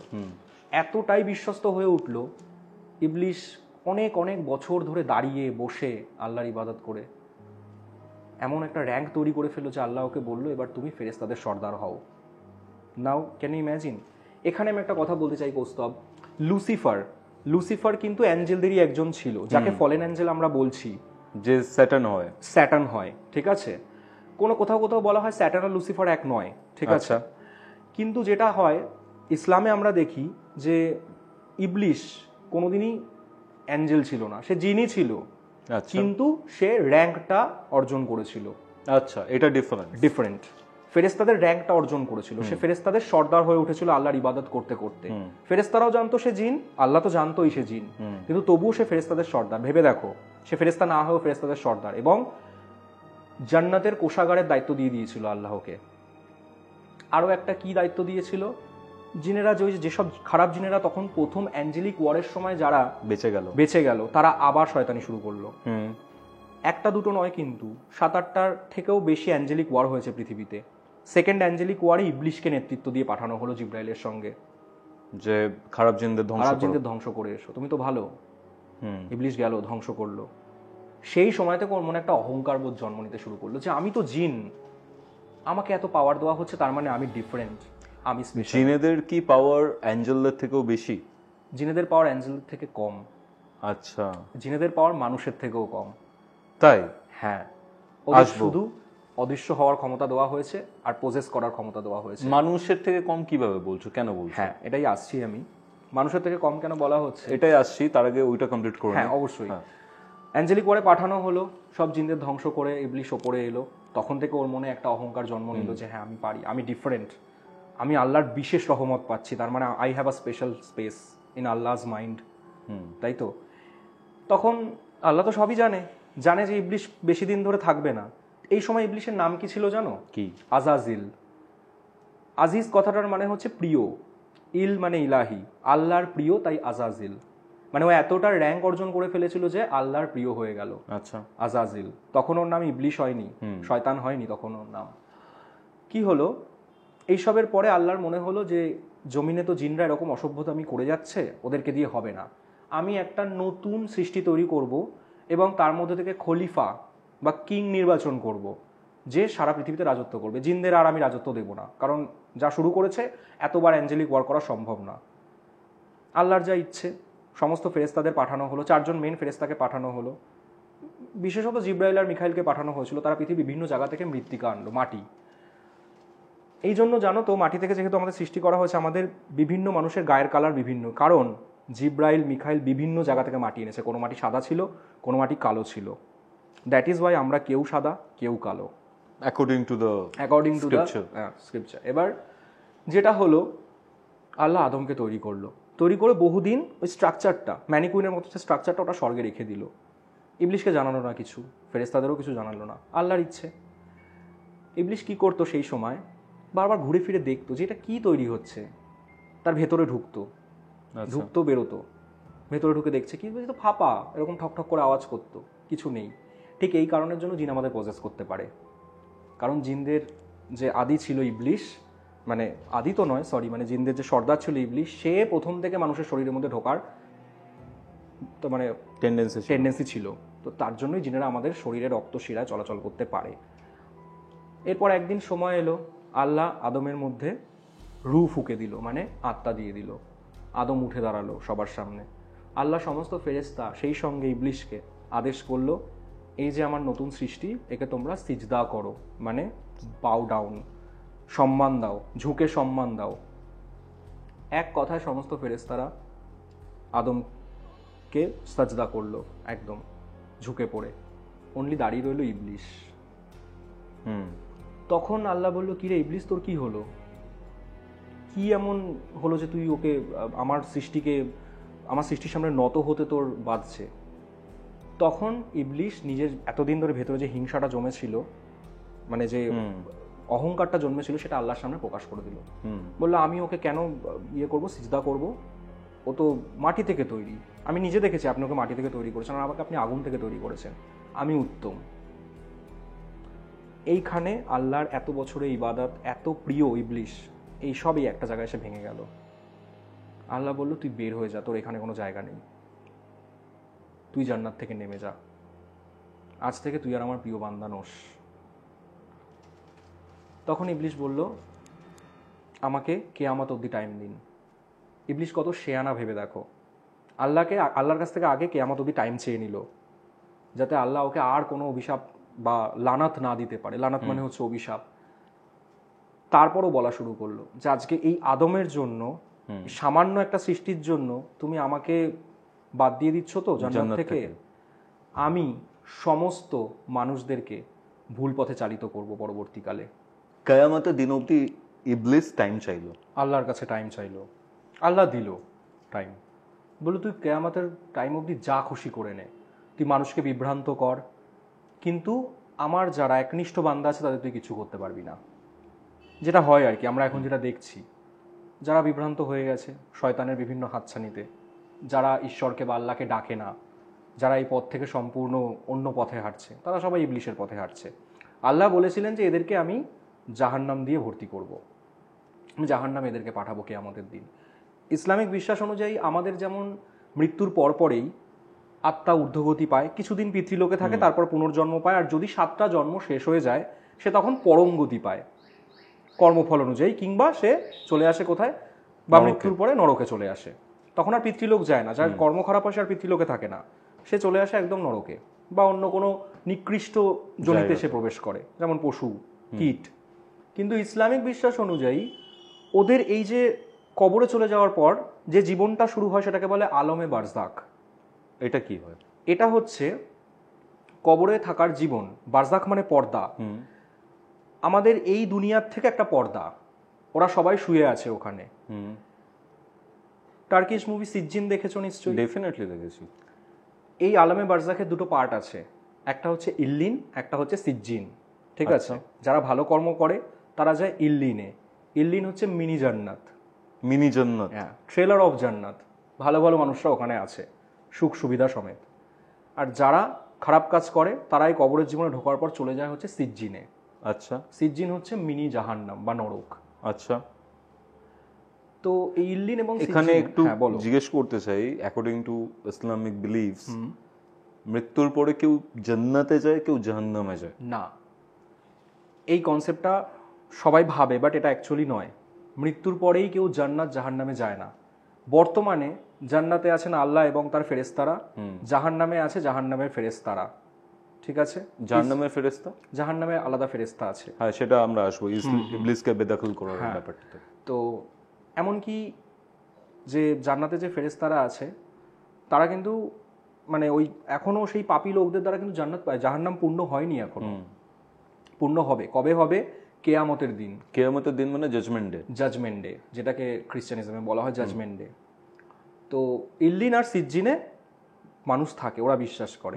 আমরা যেটাকে স্বর্গ নরকে থাকা বলি, ওরা ইল্লিন সিজ্জিন বলে। মেন জান্নাত আর মেন জাহান্নাম পূর্ণ হবে কেয়ামতের দিন, বিচার হবে তারপর। কর্মফল অনুযায়ী কেউ যাবে জান্নাতে, কেউ যাবে জাহান্নাম। মানে এই কিয়ামতের দিন অবধি ইবলিস মানে এই শয়তান, তাই তো? শয়তান, সেই শয়তান আমাদেরকে ঈশ্বরের পথ থেকে বিভ্রান্ত করবে।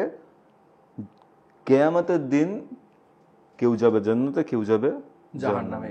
এবং অ্যালং উইথ ইবলিস, আল্লাহ এটাই বলে পাঠিয়েছিলেন যে তোকে সমেত, তোর যারা বান্দা আছে, তোকে যারা অনুসরণ করছে, তাদের সমেত আমি জাহান্নাম পূর্ণ করব। আর ইবলিস এখন কোথায় আছে? ইবলিস জিনেদের দুনিয়ায়, আমাদের ডাইমেনশনে, তো একদম পৃথিবীতেই আছে। প্রতি মুহূর্তে আমাদেরকে কুমন্ত্রণা দিচ্ছে। তার মানে তো শুধু নরক থেকে উঠে এসে কুমন্ত্রণা দিচ্ছে না রোজ, সে আমাদের সাথেই আছে। এই যে নরকের ফেরেশতারা বললে তুমি, এখানে আমি অ্যাকর্ডিং টু ক্রিশ্চিয়ানিটি যেটা জানি সেটা হচ্ছে যে লুসিফার, বা তুমি যদি ইসলামিক ওয়েতে বলো ইবলিস, না, দে আর ডিফারেন্ট। লুসিফার আলাদা, ইবলিশ আলাদা। আজাজিল কিন্তু লুসিফার নয়। লুসিফার সে অ্যাঞ্জেল ছিল, আর আজাজিল ছিল জিন। তাহলে এই আজাজিল ইবলিস সেই শয়তান হলো। তাহলে লুসিফারটা কি according to scripture, Islamic scripture? Lucifer ছিল স্বর্গের সবচেয়ে সুন্দর ফেরেশতা। সেও তো আল্লাহকে ডিসওবে করেছিল, গডকে ডিসওবে করেছিল। তার অহংকার বেড়েছিল অন্য জায়গায়। তার অহংকার বেড়েছিল আমি সবচেয়ে সুন্দর, আমাকে গড সবচেয়ে সুন্দরভাবে তৈরি করেছে, তাই আমি এখন নিজেকে গড মনে করছি। ওটা স্বর্গেই, মানে হেভেনেই আল্লাহর বিরুদ্ধে, গডের বিরুদ্ধে ওরা যুদ্ধ ঘোষণা করে দিয়েছিল কয়েকজনকে নিয়ে। এবং যারা সঙ্গে ছিল, লুসিফারের সঙ্গে যারা ছিল, তারা সবাই একত্রে ফলেন অ্যাঞ্জেল হিসেবে নেমে এসেছে এবং তারা রয়েছে জান্নাতে। তারাই এখন জাহান্নামে। তারাই এখন ডিমন, নরকের ফেরেশতা। হ্যাঁ, নরকের ফেরেশতা নয়। আচ্ছা, ইসলামে সম্পূর্ণ আলাদা, খ্রিস্টানিজমে, কারণ আমরা দুটো প্যারালাল রিলিজিয়ন, নামগুলো এক হতে পারে কিন্তু ব্যাপারটা কিন্তু টোটালি আলাদা। এখন জাহান্নাম শুধুমাত্র জাহান্নামে ফেরেশতা দ্বারা ভর্তি আছে। জাহান্নামের ফেরেশতা করা হয় জাবানিয়া বলে ওদেরকে। কোরআনে একবার এসেছে ওদের নাম, একবার বা দুবার সম্ভবত। জাবানিয়া বলে। কি হয় ব্যাপারটা? ওরা ওখানে বাস করে, মৃত্যুর পর ওরা সবাইকে আযাব দেবে, শাস্তি দেবে, ওদের কাজ ওটাই। ততদিন সিজ্জিনে থাকে, কি সিজ্জিনে যারা থাকে তাদেরকে। ইল্লিনে যারা আছে তারা ডেফিনেটলি জান্নাত পাবে, আর যারা সিজ্জিনে এই আছে তারা ডেফিনেটলি। জাজমেন্ট ডে কবে আসবে? কিয়ামতের দিন কবে আসবে? আল্লাহ জানেন। Nice answer. এই যে জিন নিয়ে কথা বলছি, জিনের তো বিভিন্ন প্রকারভেদ হয় আমি জানি, তুমি বলছিল। জিনের মধ্যে সব থেকে ডিফিকাল্ট যেটা আমার মনে হচ্ছে কাজ করতে গিয়ে, সেটা হচ্ছে ইফরিত থাকে। ইফরিত জিনের একটা জাতি এবং সবচেয়ে শক্তিশালী জাতি। আচ্ছা, দেখবে তুমি গুগলে কখনো ইফরিতের ফটো সার্চ করলে পরে দেখবে দৈত্যাকৃতি, মাথায় শিং আছে, দুটো পাখনা আছে, গায়ে আগুনের মতন অঙ্গার জ্বলছে। তো এটা বলা হয় যে ইফরিতকে এরকম দেখতে, বাট ইফরিতকে অ্যাকচুয়ালি কেউ দেখতে পারে না। ইফরিতের কোনো ডেফিনিট ওরকম রূপ নেই। ইফরিত হচ্ছে সবচেয়ে শক্তিশালী ভয়ঙ্কর জিন। ওর মেন উদ্দেশ্য থাকে মানুষের মধ্যে নিজেদের সন্তান বিস্তার করা। আচ্ছা আচ্ছা, পরি মুভিটা দেখেছো? হ্যাঁ হ্যাঁ হ্যাঁ, ওখানে তো ইফরিতের জিকির হয়েছে। এই ব্যাপারটাই ছিল ওখানে। ইফরিতের এটাই উদ্দেশ্য থাকে। আর একটা যেটা খুব ইন্টারেস্টিং, যেটা গুলিয়ে যায় আমাদের মানুষদের মধ্যে, সেটা হচ্ছে কারিন জিন। কারিন নিয়ে তুমি একটা বইও লিখেছো। হ্যাঁ, ওকে, কারিন জিন ব্যাপারটা কি? কারিন হচ্ছে আমাদের সঙ্গে থাকা শয়তানকে বলা হয় কারিন। তারাও কি জিন নাকি? অবশ্যই তারা জিন। আমরা যখন জন্মাই, মানে ইসলাম, অ্যাকর্ডিং টু ইসলাম, আদম সন্তান যখন জন্মায় তখন তার সাথে দুটো করে ফেরেশতা আর একটা করে জিন জন্ম নেয়। মানে ফেরেশতা তো জন্ম নেয় না, ফেরেশতাদের আল্লাহ পাঠিয়ে দেয়। তার সাথে আমাদের যখন জন্ম হলো, তার সাথে একটা করে জিনও জন্ম নেয়। সেই জিনকে হুবহু আমাদের মতো দেখতে হয়। আচ্ছা, একদম হুবহু আমাদের মতো দেখতে, তার কাজকর্ম আমাদের মতোই, কিন্তু সে হয় শয়তান। সে আমাদের মনের মধ্যে থেকে, আমাদের ভেতরে থেকে আমাদেরকে সবসময় কুমন্ত্রণা দেয়। ভগবানের বিরুদ্ধে বা গডের বিরুদ্ধে, যে যাকে মানে তার বিরুদ্ধে সবসময় কুমন্ত্রণা দেয়। সেটা হচ্ছে কারিন জিন। একদম আমাদের মতো দেখতে হয়। এই যে ইসলাম বিশ্বাস করে যখন মানুষ মারা যায়, এই যে আমরা বলি আত্মা দেখা, ওরা বিশ্বাস করে আত্মা ঠাত্মা কিছু নয়। মানুষ যখন একবার কবরে শুয়ে পড়লো, তার মানে সে হয় ইল্লিন নয় সিজ্জিনে আছে। সে কোনোদিন ওখান থেকে ফিরে আসতে পারে না। সে একদম উঠে দাঁড়াবে হচ্ছে কেয়ামতের দিন, হাসরের ময়দানে, যখন আল্লাহ সবাইকে ডাকবে। হাসরের ময়দানটা? হাসরের ময়দান হচ্ছে গিয়ে, ওটা কোনো জায়গায় অবস্থিত নয়। হাসরের ময়দান মানে হচ্ছে জমায়েত। আচ্ছা, সমস্ত কবর থেকে সবাই উঠে দাঁড়াবে। ওই ডেড বডিগুলো অক্ষত অবস্থায়। সে তার মধ্যে জিনও থাকবে, মানুষও থাকবে। জিনরাও কিন্তু আমাদের মতন মারা যায়, তাদের কবরও হয়। হ্যাঁ, তাদের কবরও হয়। ইভেন জিনরাও তো নামাজ করে। হ্যাঁ, জিনরা। তুমি একটা খুব ইন্টারেস্টিং বললে, জিনরা যদি মুসলিম হয়, মুসলিম জিনরা কি অমুসলিমও হয় নাকি? হ্যাঁ, শয়তান জিন। এই যে শায়াতিন যাদেরকে বলছি, এই যে কারিনও একরকম শায়াতিন, শয়তান জিন। এরা আল্লাহর ইবাদত করে না। কারিনের কাজ হচ্ছে আমাদের মধ্যে থেকে মানুষকে কুমন্ত্রণা দেওয়া। মানে অমুসলিম জিনও হয় বলছো? হ্যাঁ, অমুসলিম জিনও হয়, মুসলিম জিনও হয়। এই অমুসলিম জিনদের মধ্যে আবার কতগুলো ভাগ আছে, যেটা তুমি আমাকে এইমাত্র জিজ্ঞেস করলে। যেমন খাবিশ আছে, কারিন আছে, ইফরিত আছে, মারিদ আছে। যখন তোমাকে প্রথমে ঘটনাগুলো বলছিলাম, তখন মারিদ জিনের কথা আমি উল্লেখ করেছি। মারিদ হচ্ছে এইসব জিনেদের মধ্যে সবচেয়ে অহংকারী এবং আকৃতিতে অনেক বড়, পাওয়ারফুল জিন। আচ্ছা, ওকে বশ করা সব ম্যাজিকশিয়ানের পক্ষে সম্ভব হয় না।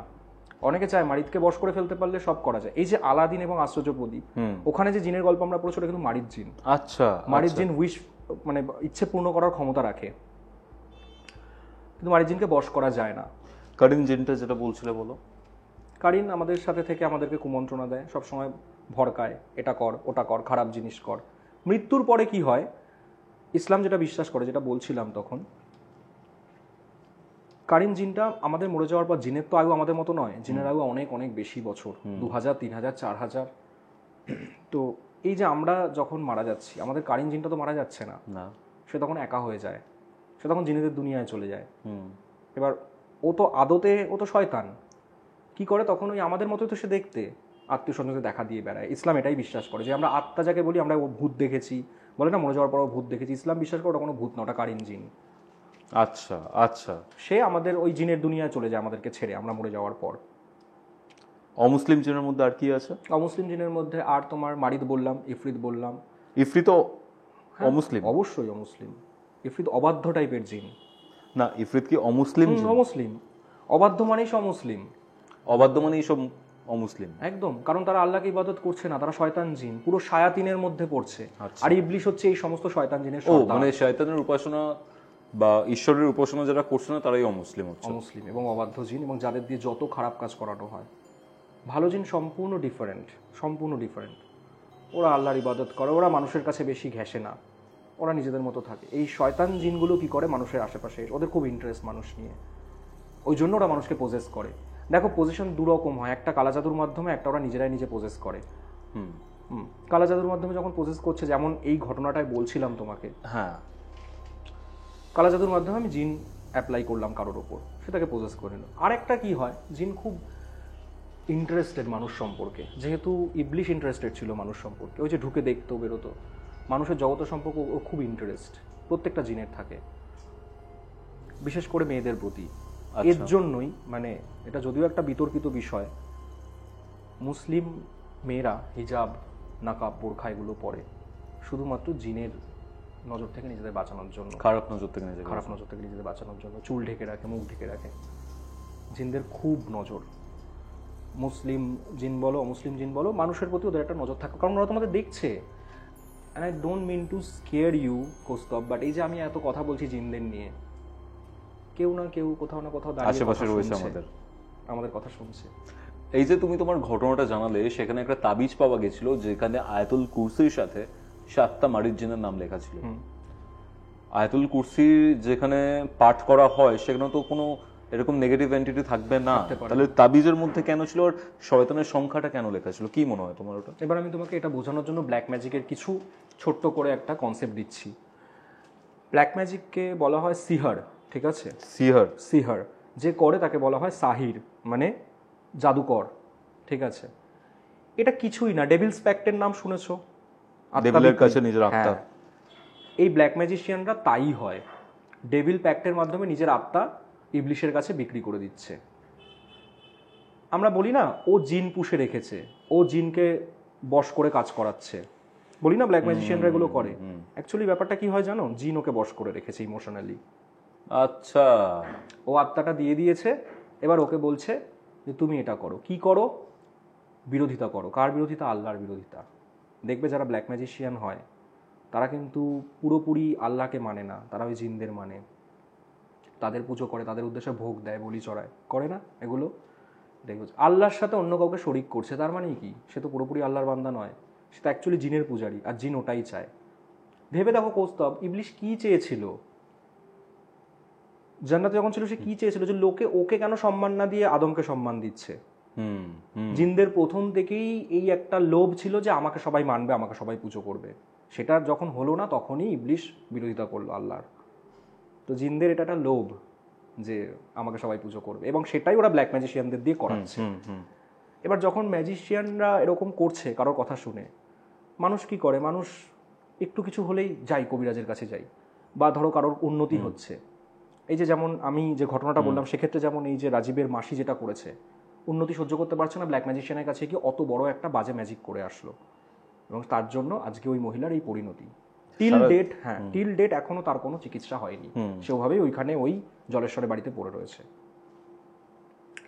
তো ব্ল্যাক ম্যাজিশিয়ানরা কী করে মেনলি, তোমার বার্থডেটটা জেনে নেয়, ঠিক আছে, আর তোমার একটু ফটো লাগে, আর তোমার শরীরের সাথে টাচড কোনো জিনিস লাগে, ঠিক আছে, যেটা শরীরের সাথে লেগে থাকে, জামা কাপড়ের টুকরো, চুল, নখ, মেয়েদের ক্ষেত্রে সেটা ঋতুস্রাব, যে কোনো কিছু, এগুলো লাগে।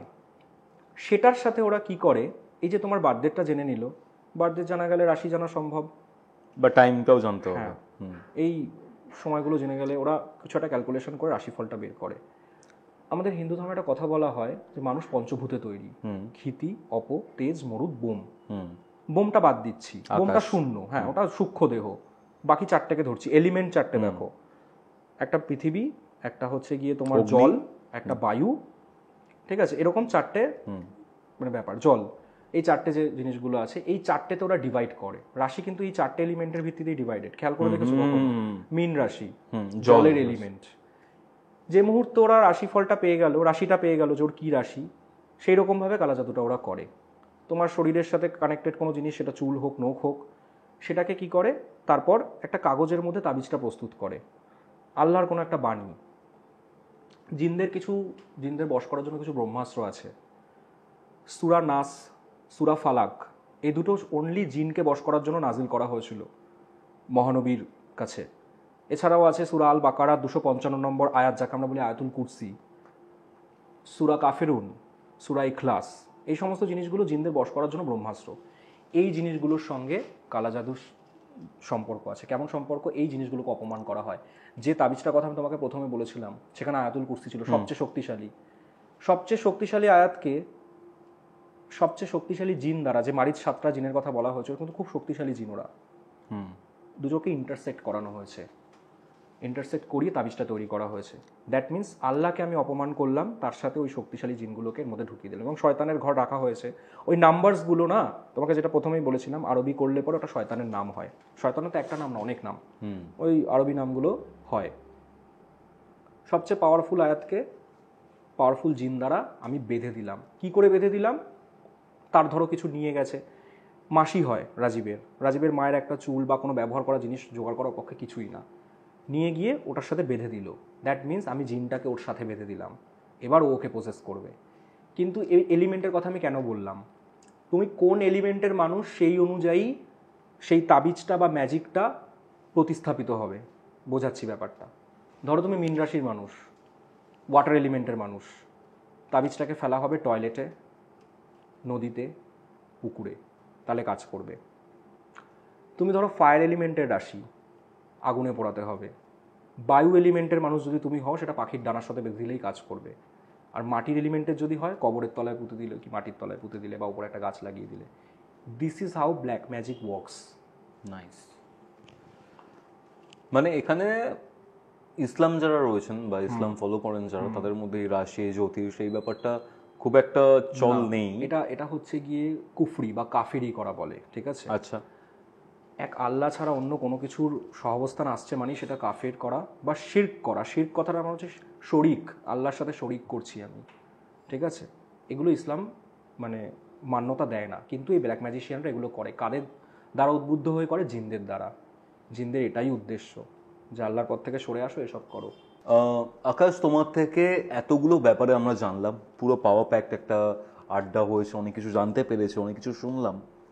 তুমি বারবার এটা মেনশন করেছো যে ভালো জিন এবং খারাপ জিন। খারাপ জিনের ব্যাপারে আমরা শুনলাম, ভালো জিনেরও কি এরকম কোনো কেস আছে?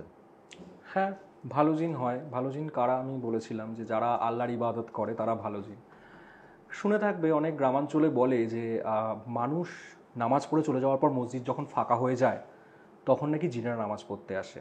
আচ্ছা, হ্যাঁ, ওদের ডিফারেন্ট নামাজের টাইম আছে। একদম, ওদের ডিফারেন্ট। মানুষের জন্য 5 ওয়াক্ত আছে, ওদের ওরকম কিছু কিছু ওয়াক্ত আছে।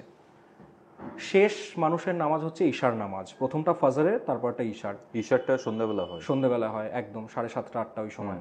8টা না, তার আগেই হয়ে যায়।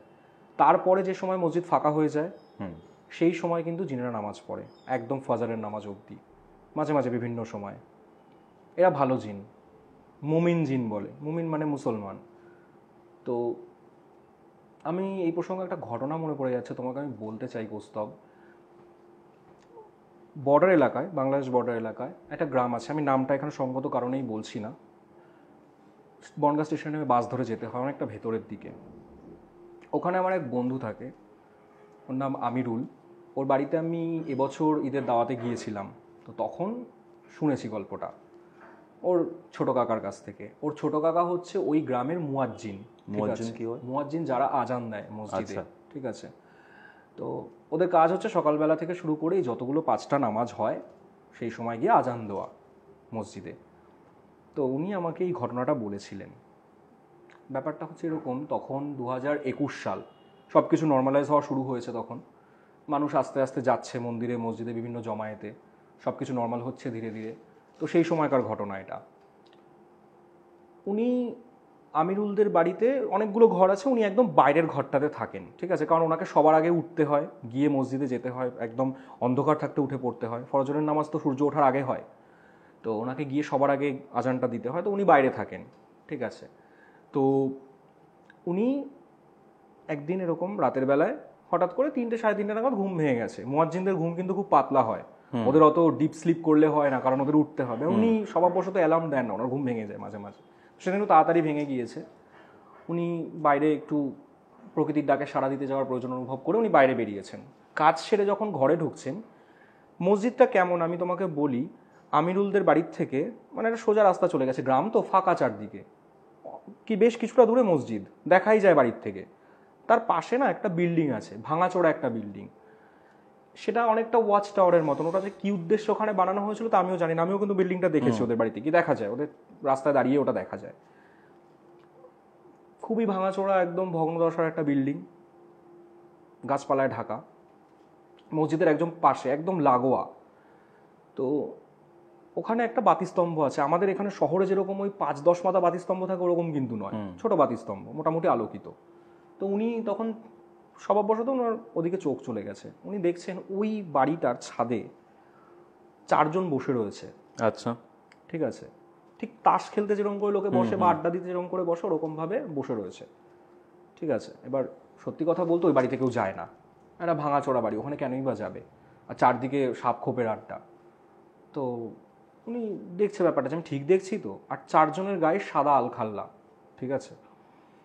উনি আমাকে বলছেন মানে আলখাল্লাগুলো এতটাই সাদা দেখে মনে হচ্ছে না ওর থেকে আলো বেরোচ্ছে, এতটাই সাদা, ওই অন্ধকারেও সামান্য কিছু আলো ছিল ওখানে। তো উনি ব্যাপারটা রাস্তা দাঁড়িয়ে বোঝার চেষ্টা করছেন যে আমি কী দেখছি, সত্যি দেখছি ওখানে 4জন উঠে সত্যিই বসে আছে। দাঁড়িয়ে থাকতে থাকতে হঠাৎ করে উনি দেখলো ওরা এইমাত্র 1 সেকেন্ড আগে ছিল, তারপর আর নেই। আচ্ছা। কিন্তু ব্যাপারটা দেখে হলো ঘুম চোখে কি ভুল দেখলাম। সেদিনের মতন আর ব্যাপারটা নিয়ে উনি ভাবেনি, আর ঘরে এসে ঘুমায় উনি। কিছুক্ষণ পরেই আজান দিতে চলে যাবে।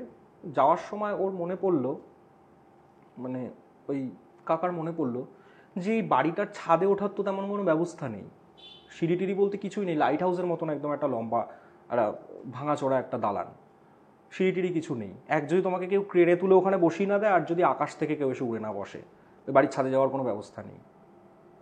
কি হলো ব্যাপারটা। যাই হোক, তারপরে মোটামুটি 1 সপ্তাহ পাস করলো এই ঘটনার পর, আর উনি ব্যাপারটা নিয়ে অতটা ভাবেনি, হয়তো ভুল দেখেছে।